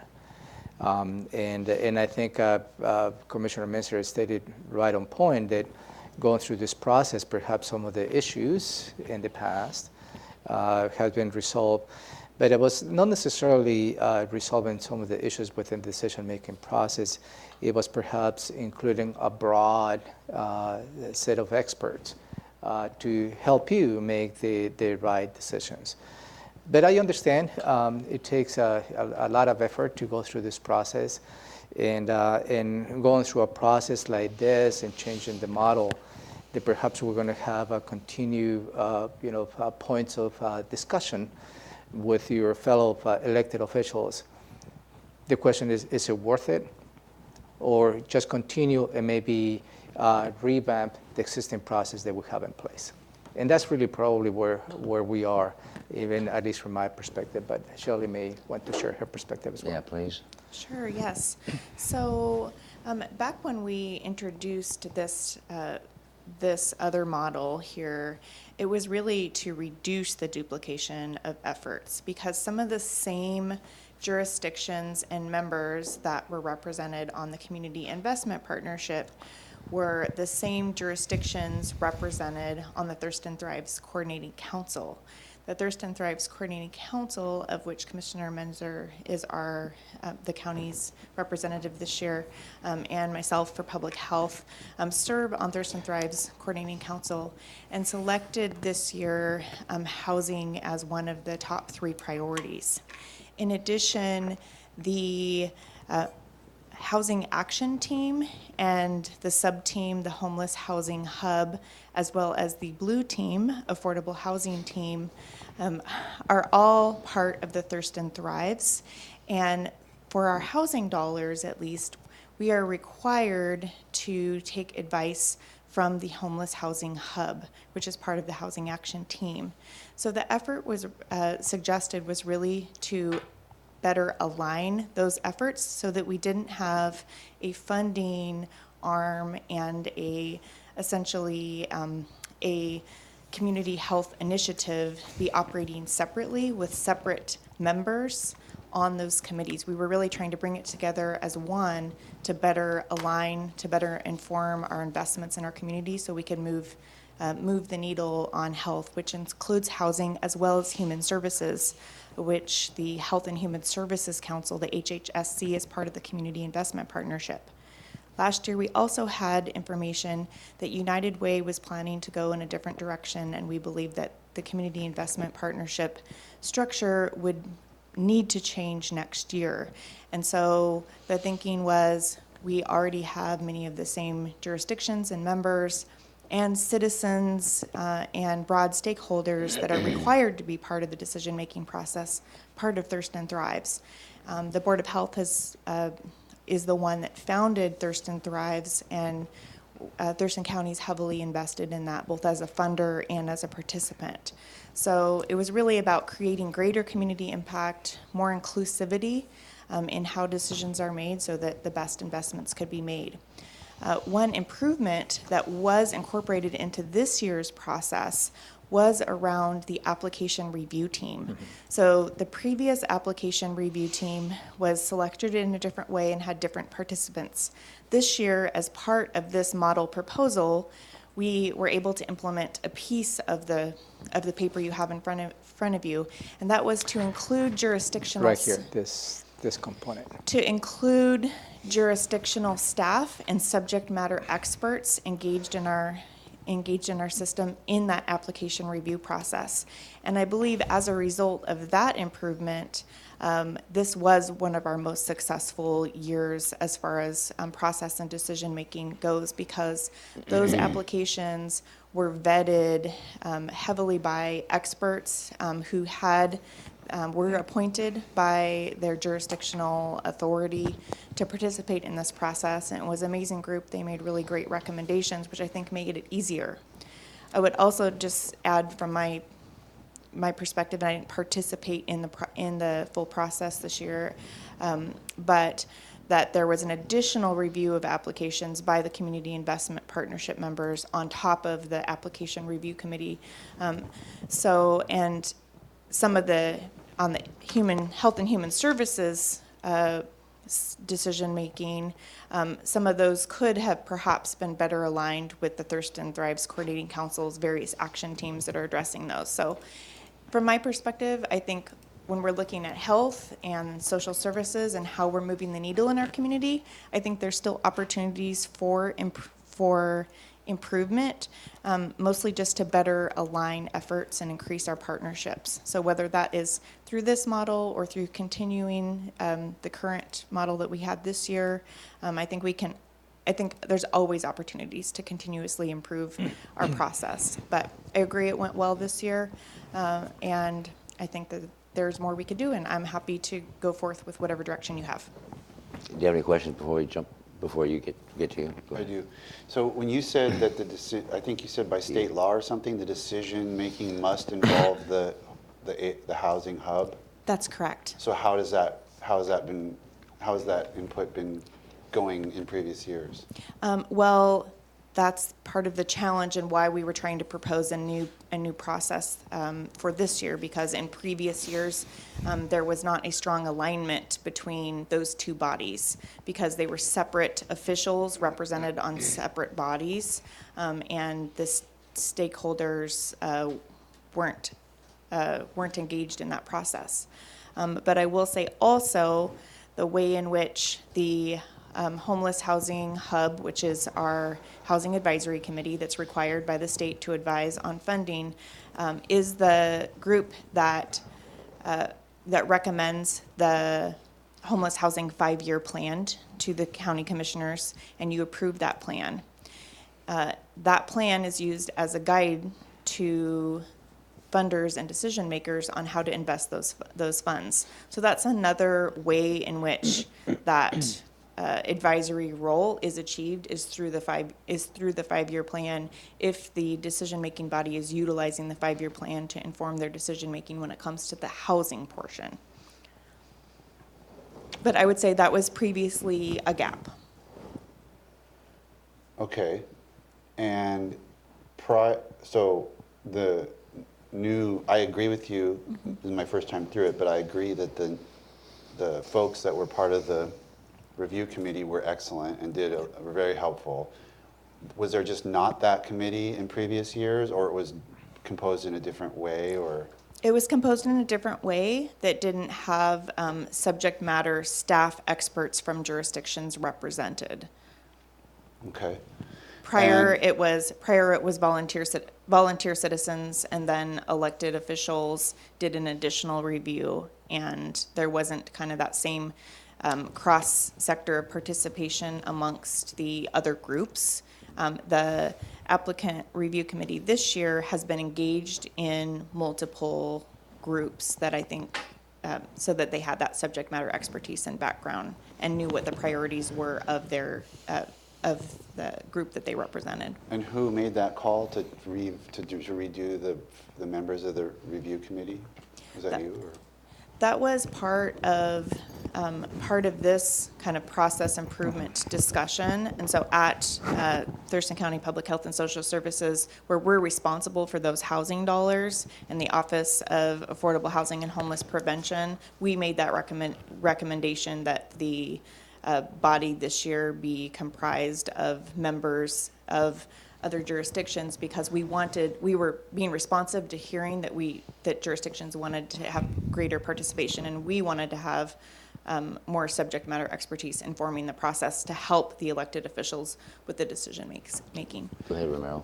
You might have some more input on that answer. I just want to say one more thing, and I'll be done. So I just want to clarify, because this is what's created a ton of confusion, is that, both you and Ramiro talked about Thurston Thrives Coordinating Council being a broader array, but really really when it was proposed, the structure was just the elected official pieces of the coordinating council. So Right. it really wasn't that broader array, because there was concern about the broader array because of conflict of interest. So then you get it down to the elected official piece, and then you've just got a group of elected officials, which is the same thing we've got with HHSC. So what's the point? I think the difference was what we were aiming to do with this was it was the same elected officials that were represented on the Thurston Thrives Coordinating Council that we're hearing from the stakeholders all year round would be the same decision makers that were part of the funding process. So that arm of elected officials, that extra, the body, I don't know if it's still cloud. Is it still cloud, Ramiro? Bubble. I don't have that sheet in Cloud, front of yeah. me. Bubble, yeah, The the cloud. cloud. So the cloud was intended to be a subset of the government funders that are participating in Thurston Thrives. But in theory, if a jurisdiction felt that was important, they could put the same person in both roles. Yes. Because they could see that that's our intent, and Hutch or I could then take over both pieces of that. Yes, that's definitely an opportunity, in which case then you probably would only need one body, which I think is what the original kind of conversations were focused on. Some of the feedback that I received, it was from some of the elected officials. We as elected officials will have the responsibility to distribute and make decisions on public money, which that's a fundamental right that you have as an elected official. And I don't think this model undermined that. Never was the intent to undermine that process. And the model, by including Thurston Thrives Coordinating Council, is adding additional perspectives for those elected officials to make an informed decision. and it was really that the intent of getting input from other experts for the elected officials to make that informed decision, because under the cloud, still the elected officials will make the final recommendations in terms of policy and in terms of final decisions that will go eventually to you. Because that's the intent of the elected officials, is provide recommendations for you as a legislative authority to make the final decision. That has not changed in any model, because you cannot delegate that authority to anything. So going back to the application review team committee, let me take you back on the decision the board made early in the year. It was 2 steps. It was in 2019 to continue with the process, but start incorporating some of the elements of this new process. And also the second direction that you provided to staff was for Shell to start working on a new local agreement, whether revisiting or revamping the HHSC currently as is, or developing a new one. So that is still as part of the direction that we receive from the board. And I guess that's where we're in this crossroads at this point as to how that is. Something has evolved in terms of how we have a regional conversation with your fellow elected officials in the other cities. For the past couple of years, the cities have formed this ad hoc committee, and they have met on a monthly basis, I believe, among the major 3 cities, and start having conversations as to homeless and housing-related issues.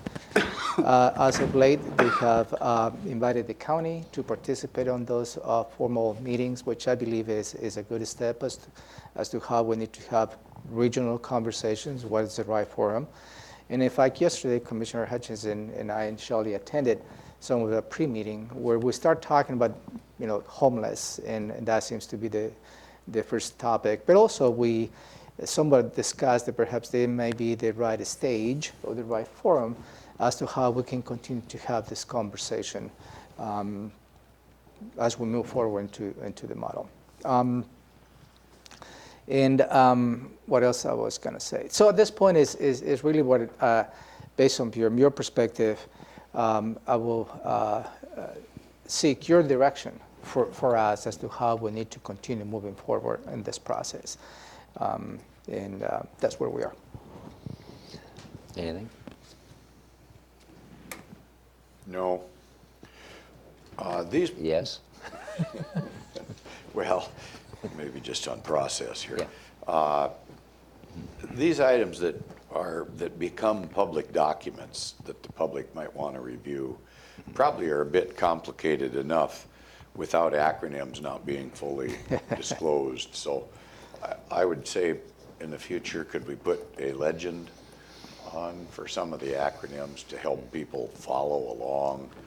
And then maybe just a quick follow-up, what did happen with United Way? Is that crucial to this right now? I mean, did they adjust their funding source?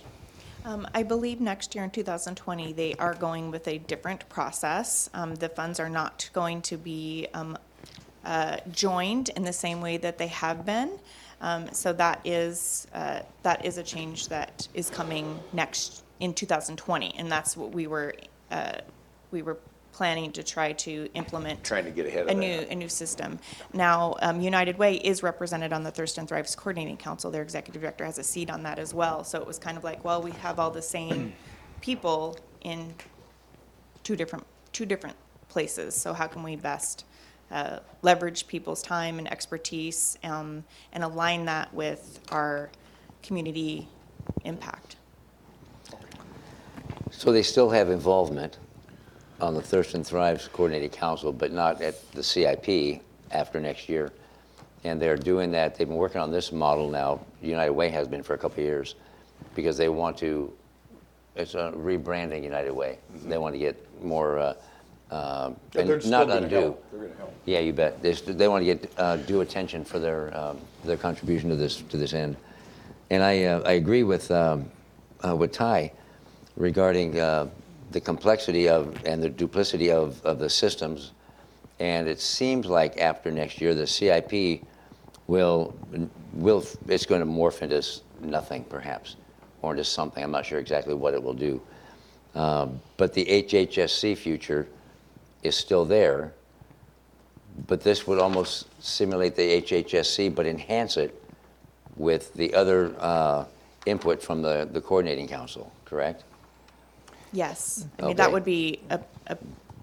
would be a potential benefit to aligning HHSC, which is Health and Human Services, with all of the action teams, which are their full focus and responsibility is on improving basic needs Right. for Thurston County residents. So I would ask Ty, Commissioner Menser, that you're on the Thurston Thrives Coordinating Council. Is this is what they would like to do as well? I mean, they're moving towards, they like this model? This hasn't been discussed in any Thurston Thrives meeting that I've been a part of. We've been working on other stuff, and I have no input about that. Okay. And perhaps not this year, but Thurston Thrives Coordinating Council was involved in this proposal last year. Yeah. And that's probably we haven't okay. heard because Yes, we correct. really, on the first 6 months of this year, we have not moving forward on anything other than making sure the 2018 process was put in place, which we needed to meet those specific deadlines, which we did. Right. And I would just say, I think Thurston Thrives, as you know, Commissioner Menzer, from being part of those conversations, has been working on what is the focus, what is the purpose of Thurston Thrives, how can we increase the engagement of our stakeholders, including our government partners, and that's why the Coordinating Council selected 3 areas of emphasis, one of which is housing, the other is education, and then the other is economy. So that's kind of the target priorities that the Thurston Thrives Coordinating Council has selected for this year. And so initially, I think Thurston Thrives and our fiscal agent, the Thurston County Chamber Foundation, felt that, we had heard a lot of feedback that the officials and the community members on that council would like to be more engaged and involved in helping to implement the impact. So this was one way in which people thought that could be achieved. So a question I have is, well, a question, but also a suggestion is, the coordinated council is just under 30 individuals from government, business, including nonprofits, United Way and such. I'd like to hear what their input would be, what they think of this model, because they're aware of the CIP and HHSC and such. But my question then would be, we decided that we would phase this in and start implementing this in bits and pieces, but how will that impact positively or negatively into obtaining ILAs from all the cities? Will that be a huge challenge? Well, and some of the feedback they also would receive from the cities is the Thurston Thrive Coordinating Council doesn't have any structure. Structure. Is that true or false? In a way, it defines structure, meaning, at least from the feedback that I received, there is not an agreement. They outlines roles, responsibilities, who attends, who doesn't attend, which is true, at least from my point of view. There is not really a structure. And in fact, it was an attempt to start providing a structure, developing a charter for each of the teams. And I believe the House and Action team developed a charter in which it was provided to, I believe, when you and I attended as a guest to the ad hoc committee to the cities, which that by itself created an interesting conversation because and some of the feedback that I received, that I heard at that time was, why are we creating the structure at the lowest level, at the team level, and not creating the structure at the Thurston Thrive Coordinating Council? So to answer your question, yes. If we're talking about a new local agreement that defines the structure, no, we don't have that. But that was the direction as to how Shelley needs to start working on an agreement that define that structure and perhaps this proposed model. By getting to that interlocal agreement, it has to be, a buy-in by the different cities, which that is going to present yet other challenges as we move along this process. Okay, and just real quick, real brief. Thurston Thrive's Coordinating Council, I see, has 6 in government. Was it just an oversight that Tenino's not included in that, Thurston Thrive's Coordinating Council, but Rainier is? It was not an oversight, but I can't recall without our director of Thurston Thrives to inform that, but I believe there is an effort to find a member. I think it was just that there wasn't a member at the time that was available to serve, but each of the cities, towns, and Thurston County were offered seats, and it's up to those jurisdictions to appoint who they want to serve in that seat. Well, I get that. Each year. But Rainier's on here, and I'd be stunned if Rainier ever showed up to a Thurston Thrives. And I might be wrong, but I'd be happy if they did. But I didn't know if Tenino's not listed in here, and I thought they had been showing up, but maybe not. Rainier does show up, I can say, Miss Jonathan Stevenson. He's Beautiful. Oh, it's great. I didn't know that. Okay. I'm not sure about Tenino. I think that Or Bucota. right now the governance committee of Thurston Thrives Coordinating Council has been revamping the membership, and there are bylaws. There is a charter for the council when it was created, but we're revising that to address stronger governance around membership and then role of each of the action teams and helping each of the action teams develop their membership charters. That's great if we can get Rainier, because I couldn't get Rainier to CIP. But if they're going to the coordinating council, that's wonderful. And now Bucota's changed, Alan Vanel dropping out and such. But you both had hands up. I think Ty was first. So, this is all good discussion, and I appreciate, Sally, you kind of helped me understand what the original thought process was. But I think Thurston Thrives is fully capable. I don't have concerns that they don't have structure. They could do this. It's not about that.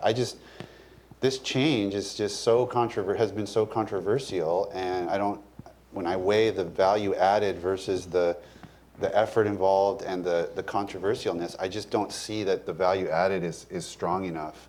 For example, you take the elected officials in the Thurston Thrives Coordinating Council. Coordinating Council, we meet, we have such a broad array of action teams and issues. I just don't see that group of elected officials is going to have any greater insight or knowledge about housing issues in the community.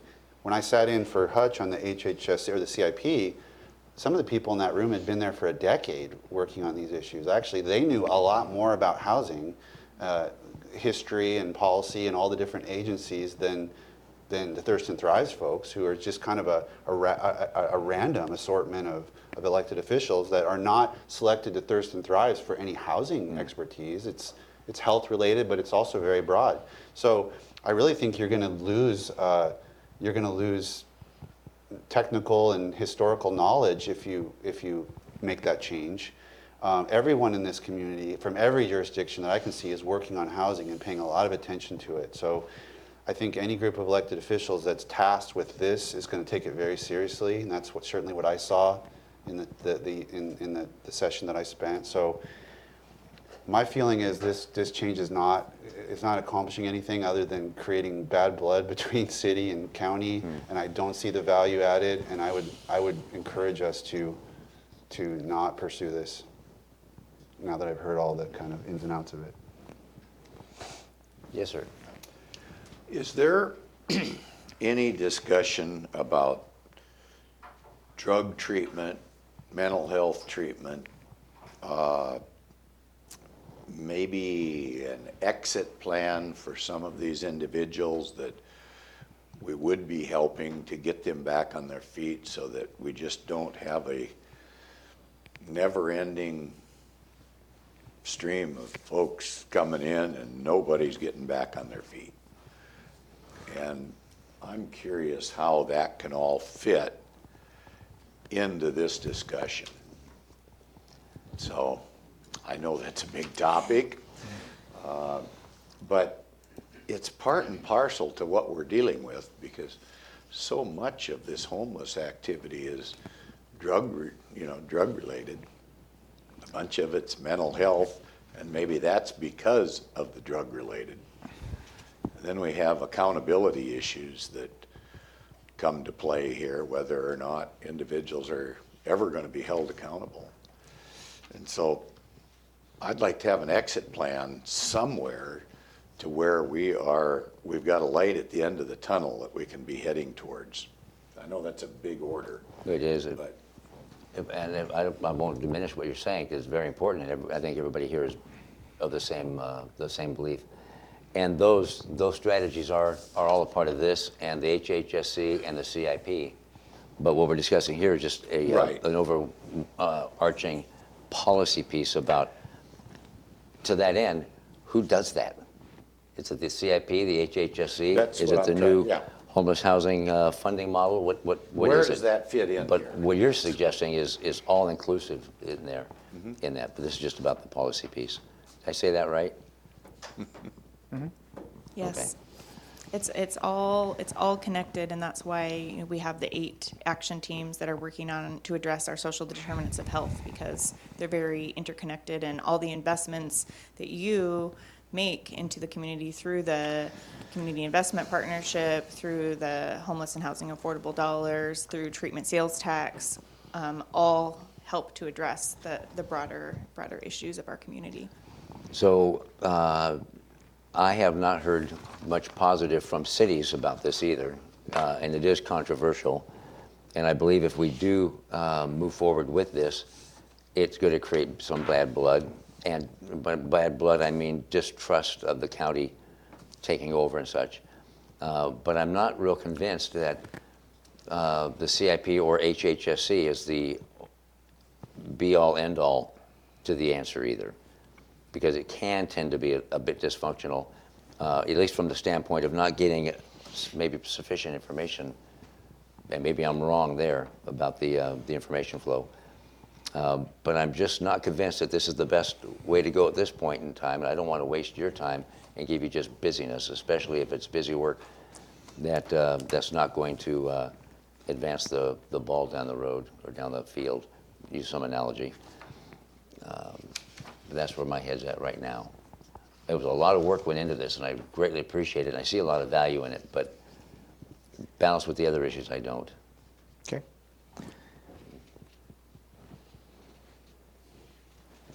I'm there. Okay, thank you. I appreciate that. Thank you very That much. doesn't mean it's over, because we have to see how this other stuff's going to morph and shake out. There may be other opportunities to Okay. help advance the regional partnership and our desire to work together. So thank you so much. So don't put this in the shredder, but just put it on the shelf. Okay? Hit the pause button for a while. Yeah. Thank you, Shelley. Thank you. And thank everybody that worked on it as well. That takes us to item number 5, the Tenino Innovation and Education Through Renewables, or TIER, Letter of Support discussion. Yeah, this is a request that came from this group for the commissioners to consider letter of support for this particular program. And again, this is the Tenino Innovation Education Through Renewable, also known as TIER goal project. Let me read the 3 goals they have this particular project. One is cultivating community pride and curiosity by hosting a modern grid project locally. Second, developing an replicable, scalable, and flexible educational and vocational curriculum that can be adopted in whole or in part by schools across the nation.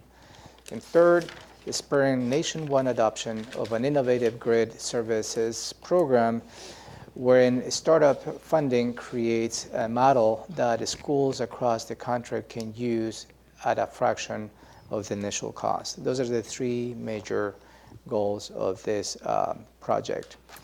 And again, my suggestion will be along the same lines as you supported the Yelm School District request. My recommendation for you to support a letter of support for this project. Yeah, are you all familiar with it? Not really. And they're up for Tenino's up for a national award Yeah, for you know, this.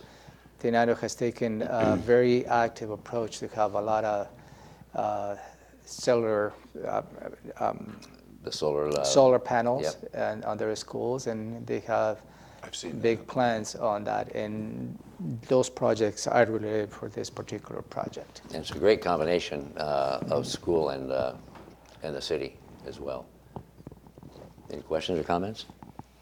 I already asked Thomasina to put something together, but if we can do it as a board, that's all the better. Okay. So I will draft a joint letter for you to consider. Perfect, thank you. We will draft. Yeah. Thank you. And then the final one, not the final, but the second to final, the public testimony follow-up. Yeah. And I just have to go take a quick phone call. But you can continue. I'll be Okay. right back. I'd like to follow up to two public testimony that you received. One is from Ms. Dilworth, and that is related to a property she's planning to develop. And during her public testimony, she stated that she's going to be sending you specific questions on your individual email boxes, which I believe she has done so. My recommendation for the board will be not to respond individually to her. Let us staff develop a response, and at least we have a consistent response to Ms. Dilworth comments. I don't want to state as to the nature of those questions. I think it's some questions that we need to answer, and we will provide your assistance, the proposed responses before we offer that for your consideration, responding to that. So that will be my public testimony this afternoon. I don't think it's appropriate for each individual commissioner to respond to specific questions related to a process that we have in place related to building permits. Also, I will be responding to Mr. John Pettit. He highlighted there's the culvert there. It crosses the Plum Street site. And his statement was, I don't want to paraphrase what Mr. Pettit stated, that at least if the county wants to do that, we should open up that culvert as a fish passage as opposed to just replace it. I will respond in terms of that, yes, in fact, we do have knowledge. We had knowledge of the existence of the culvert, and as part of the stormwater management, when and if we get to that point, it will be as a matter of managing the stormwater requirements associated with this culvert, and that will be the extent of my response. On that issue, is there a size issue on that culvert? Something to do that it can't take the stormwater that's proposed or runoff?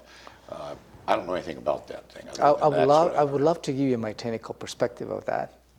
So from the engineering point of view, stormwater requirements is that you need to do any stormwater mitigation in order to avoid adding downstream water. Okay. And I think that is probably what the key on this is, because if we have a culvert this big, we cannot just add additional water without having the proper measures in place. And the proper measures in place will be maybe, I'm just speculating, it could be a vault, underground vault, that holds the water so for a certain period of time, what we call a detention tanks, detention vaults, and releases the water on a pre-prescribed rate that doesn't have the downstream effects. That is the regulation that we have, not just for this project, or any project in the county and the state, as to how we need to manage stormwater impacts as a result of that development. So this is certainly an element that we need to deal with, and it's not the first time that any development will face with an existing culvert and the restriction of the size of that. So, and that's probably my answer to your question. Is there any possibility that extra water, I guess that's what we're talking about, extra beyond what the stream can actually accommodate, that extra water could be used in some fashion, I don't know, for irrigation or, you know, they've got that garden down there. Is there any way they could do that to kind of utilize it at the same time recharge the aquifer? And all that is part of It's all part of it, part of okay. the tools available in finding a solution for the stormwater. I'm suggesting perhaps a vault that holds the stormwater to a certain period of time. Not to say that we can probably use that as reclaimed water to irrigate, if that is the case. Okay. It's similar strategies that we have at the Tilly campus. There's a lot of reclaimed water that we use for irrigation and everything else. And that goes back to what I call very efficient building and sustainable building, which, as you've heard in the past, that is the objective when and if we get to the design of this courthouse. okay. I sort of heard like two prongs of his complaint. One prong was as if we didn't know it was there, and that's just not true because it's been in the planning, so that's important. But the second seemed to be, you know, suggesting that even though there's a court complex on it already, suggesting that, oh, we should use this opportunity to open this creek up. But my understanding, and I hear about that creek all the time, is that it's got a whole bunch of problems. It's not, I mean, if we did that, if we just said, let's just try to restore that site, that creek is blocked in like, I think 3 or 4 different places as it tries to move through downtown, and that wouldn't really accomplish much of anything. Yeah, because the creek was enclosed many decades ago, and upstream of the current site we have a very dense urban development, older, and downstream of this side we have most of downtown, before it leads to the bay. So. I can understand to a certain extent what his perspective is, but if you ask me, the value added to open that creek will probably have minimum impact to the environment and the fish, if that was the intent. I know there's port projects that have been very Right. controversial with respect to that creek Right. and how the effect's going to be just a little bit further down the stream. So it's just Right, and the obligation that we have, or the obligation that anybody has when they develop a property in the city and the county and the state, is to make sure that we implement enough stormwater best management practices to avoid impacts to the existing environment. And that is probably what this project will do when we get to the point.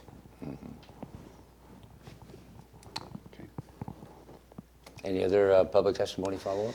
No, the other public testimony, I don't think it requires a follow-up. One was related to the old brew house, and so I'm organizing a briefing to formally hear that perspective. Also, you hear public testimony related to Summit Lake, and appreciation, I believe, of you allowing for the vote on forming the special use district. And the other piece of testimony you received was an invitation for you to participate on June 14th, this Friday, on the flag celebration, which is going to be located on the South Sound Mall. Right by Applebee's, right. Applebee's. Okay.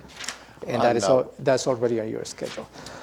I'm sorry. One of those issues, the Summit Lake issue, one of the comments made by a citizen, I don't know, maybe I didn't get it right, but was that all those people that are registered in the state of Washington to vote, regardless of whether or not they reside there, they were all going to get to vote. I didn't really understand what that all meant. That's what he said. Yeah. That's what he So said, but that was a little bit confusing to me, and I wondered if the auditor maybe was misquoted or that person misstated something. I really don't know, but it was a little bit confusing as to the process that is yet to take place, and even when that might take place in the future on that particular issue.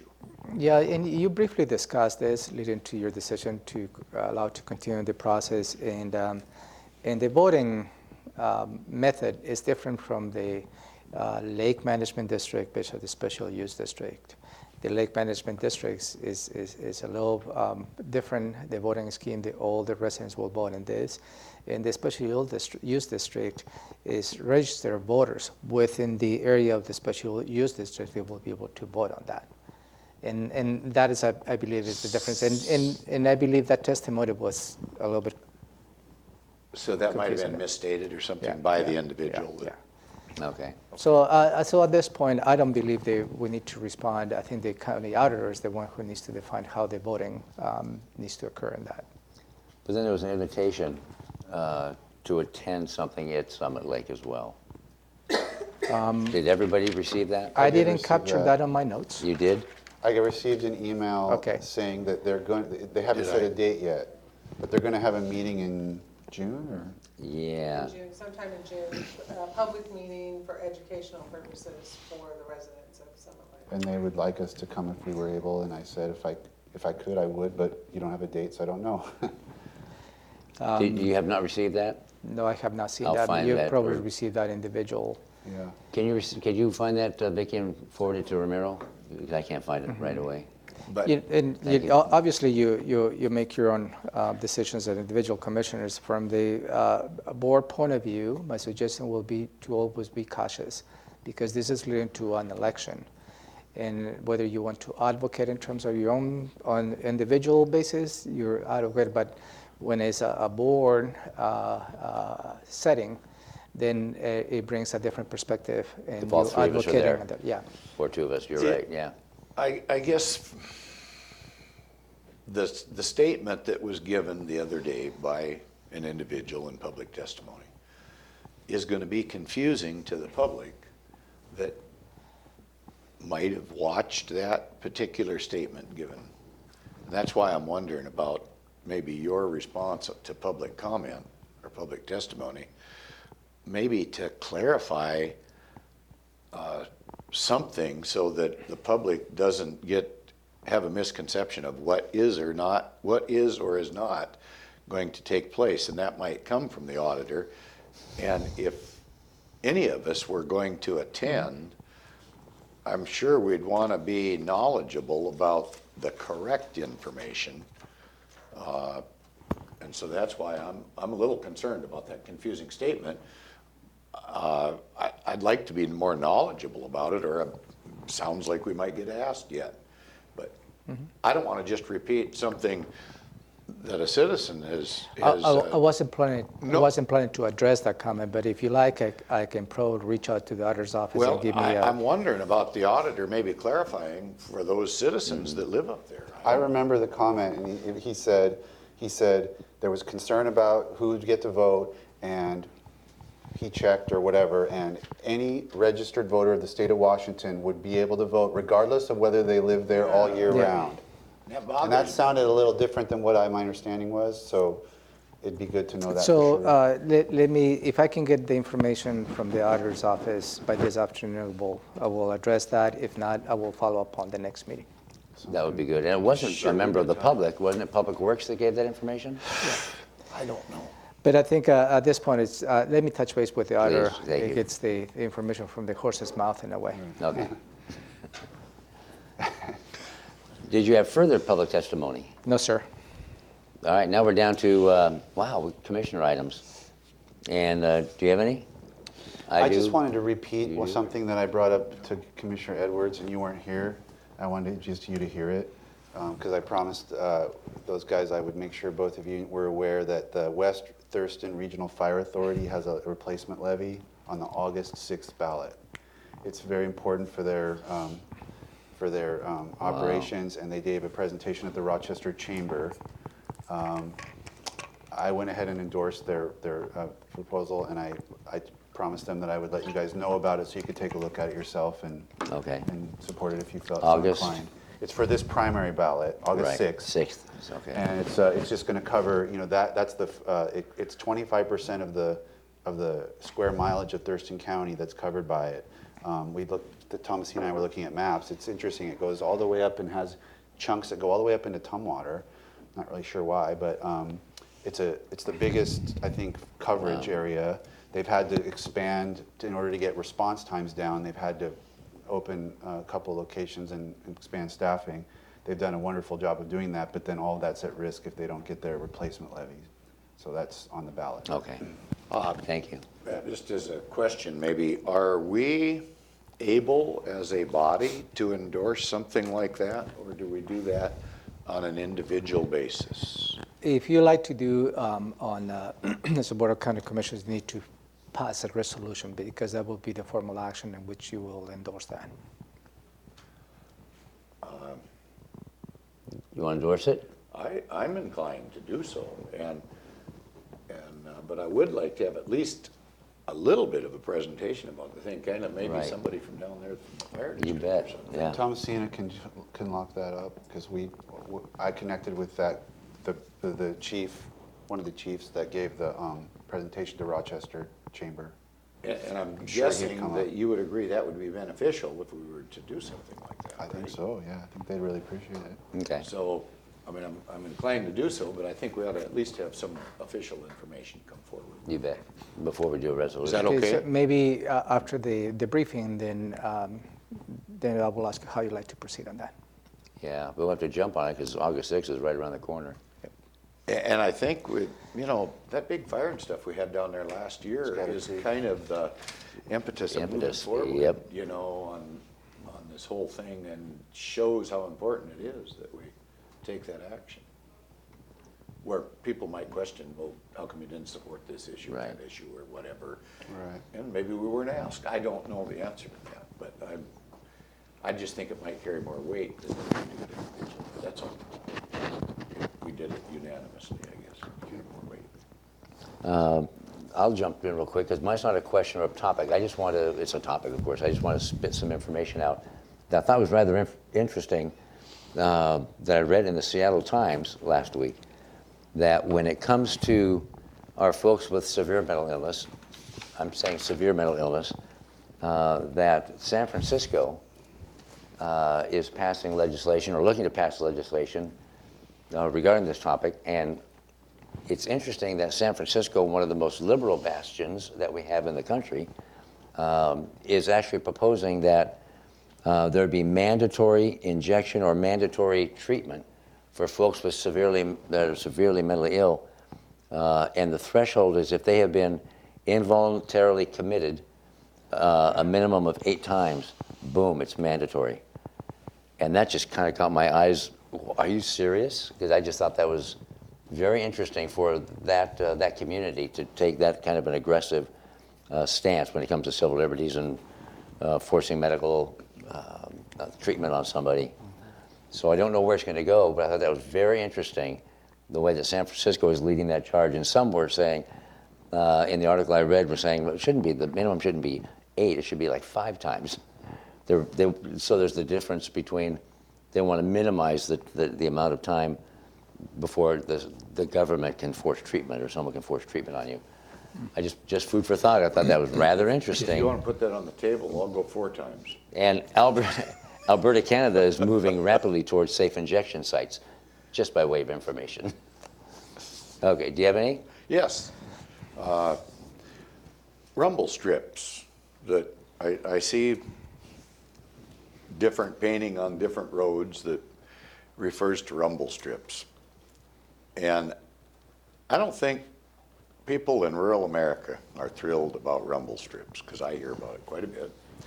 And I just wonder if we're prioritizing our spending properly, because if we don't have enough money to resurface a road, the whole darn road's going to be a rumble strip at some point, because it'll be full of potholes and such. So I just wonder if it's truly the safety mechanism it's claimed to be, if that's a priority enough, versus using that resource, the limited resources that we have, to resurface roads, rather than put rumble strips in. And I see them all over in rural America, and I would encourage my in rural Thurston County, I would encourage my seatmates to take a look and see if that's really the priority we want to spend our very limited dollars on. So that's one issue. Where's a good location to, I know what they are kind of, but like in context. So Is there one you find a particularly ill place that I could go drive over? So are you talking the rumble strips leading to a stop situation, the rumble strips on the sides? I'm actually talking about overall. both, overall. You know, I know we try to protect, I don't know, I don't want to, lowest common denominator, you know, we seem to want to protect them, but by golly, we got along without them for a long time. And fog lines are pretty nice too, and I think everybody appreciates fog lines, and they don't aggravate anybody. But with these rumble strips and homes that are located along the roadway, that noise travels a long time, a long distance.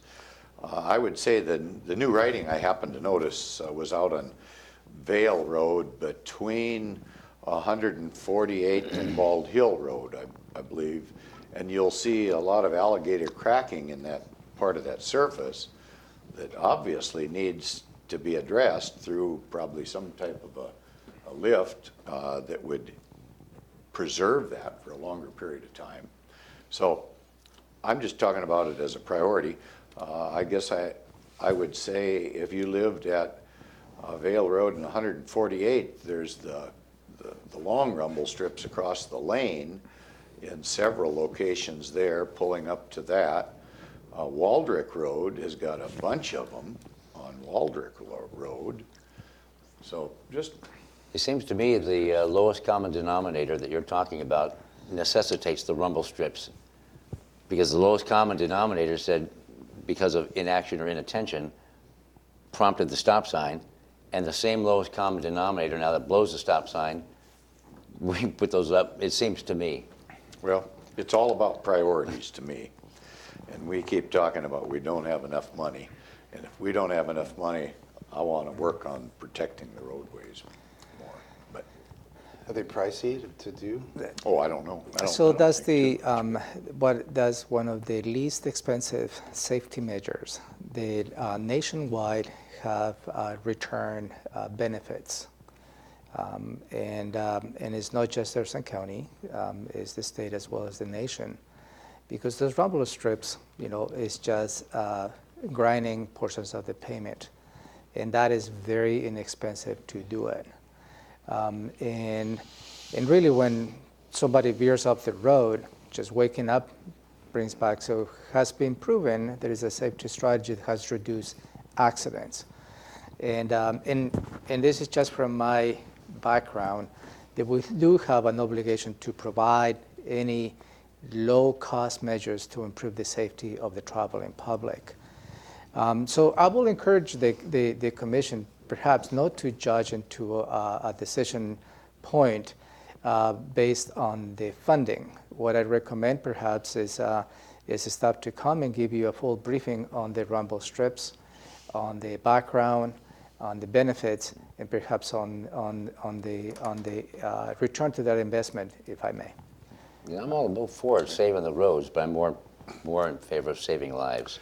Well, if we don't save the roads, we'll be going so slow that we won't hurt anybody when we run off pretty quick. So, anyway, I just see Yes, the I'm all roads deteriorating. I always hear about we don't have enough resources to do an adequate job. I think we've got too many resources if we're wasting money, and I feel it's a waste, but that's just my point of view. So, can I move on to another one? Do you wear a seatbelt? I do. That's the lowest common denominator. Got us to wear seatbelts too. I probably wear it mostly because it's mandated by the state. Right. Yeah, mostly. Okay. Yeah. Pretty soon, we'll be going so slow on beat-up roads that we won't need seatbelts either. Do you have another one? I'll cede to Gary. Okay, there you go. He's got me. On the whole homeless activity that is coming up, I've talked about APHIS for positive identification. Has there been any more discussion about APHIS as we move forward? And also, we've had 2 shootings recently involving homeless camp participants, if you will. And I see that we're still at about 80% of the population that is homeless is from outside of this area. I believe APHIS will affirm that. Right now, we don't know for sure until there's a police interaction. During that police interaction, we finally make positive identification. I am very interested in helping the 20% of our own people from our own community that have fallen on hard times for whatever reason, whether that's financial, mental health, drug abuse, whatever it is. But if we don't change our philosophy, and mainly this is in downtown Olympia, probably more than elsewhere, about holding people accountable for their actions, as we move forward with the possibility of placing homeless individuals in the unincorporated area, as we create a vacancy in downtown Olympia, we're going to have more people coming from Kansas City and just move in. If we do not, and I use Kansas City just very broadly, as people from out of the area are going to continue to come here for services that they can get here and can't get in their local areas. And I go back to this whole business about there's only so much room in the lifeboat. The lifeboat was only designed to deal with our particular folks, not the whole nation's folks. And this is a national situation, I realize that. And I think we need to change our philosophy before we start expanding any of these homeless camps into unincorporated Thurston County. So I'm just, okay. Did we, related to that, did we get, because I know we have a briefing It's tomorrow. a briefing tomorrow at 2 in the afternoon, where is a follow-up to the briefing that we had with you 2 weeks ago, I believe. And based on the result, the APHIS, as you stated, that's part of some of the proposals that you will be seeing tomorrow. Do we get, so my question is, because it's only an hour, and Yeah. it just seems like every time this topic comes up, Yeah. the time just shrinks. 'Cause we So have what all a I'm lot going say. to do is going to give you a copy of that briefing paper today. Okay. So at least Was you there any have- resolution on Good. that gun issue that came up? Legally. So there are the questions. The prosecuting attorney, Travis, is investigating. We have some answers during that briefing tomorrow. Okay. And that may not necessarily be part of the policy level. Is more about how we're going to be answering the questions when and if we get into a specific site. So my intent tomorrow is to start separating between the 2 elements. What's a policy level that you may consider versus the specific details as to how a particular site could be managed. So you had several questions. I'll give you Well, it's a tight hour. the paperwork at noon, put in your inbox so you have a sense. There's going to be 3 different proposals that you will see on the ordinance itself. One is as you held the public hearing. One is adding the public health elements, as you discussed, and the third will be adding the identification in APHIS. I think we use the technical term as opposed to the proprietary term. So the briefing tomorrow, at the conclusion of that briefing, you're looking for thumbs up or down or further direction? That will be hopefully the case. Okay, and if you get thumbs up, it'll be on when? What I will 2 do, weeks? that would the first item, since you canceled the 18th, We did, yeah. then we'll bring it to the following week. Okay. You know, when you give us 3 options, we're all going to choose a different one. That seems to be what happens. So then what happens? We have So to figure it out. what I will hopefully I can do is you already have a perspective of the initial ordinance, and then I can facilitate the conversation among yourselves. I think the easy part, if I may, it will be including the public health. As you may recall, the public health conversation was any deviations from the public health requirements will be in consultation between the CPID director and the health officer. So that is consistent.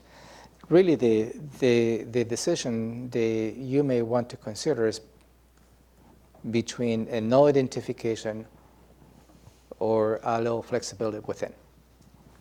Okay. Yeah, a Yeah, minute. I can squeeze it in. A minute, yeah, go shorter ahead. time than that, maybe. Follow up on Commissioner Mentzer's concern about that, the gun issue. I mean, it's obvious in the last month, we've had a couple of gun issues already. It's not gonna go away. So I think it is ever more important that we do figure that out. But also along with that, I really think we need to be always working towards the treatment end of things, whether that's drug, mental health, and a complete exit plan as to how we can get out of this situation or fix this situation. I think that goes back to the enabling portion of this, because we're never going to be shy of customers if we keep enabling these individuals to live this deviant lifestyle. And have we got any more information about the enforcement ability of our local law enforcement folks, namely the sheriff, if these things become unincorporated? So, Yeah, we'll discuss more of that tomorrow. okay. All right, it's 12 noon. Thank you for watching. We're going to be shut off here shortly. And thank you, Ramiro and staff. Thank you very much for everything you do.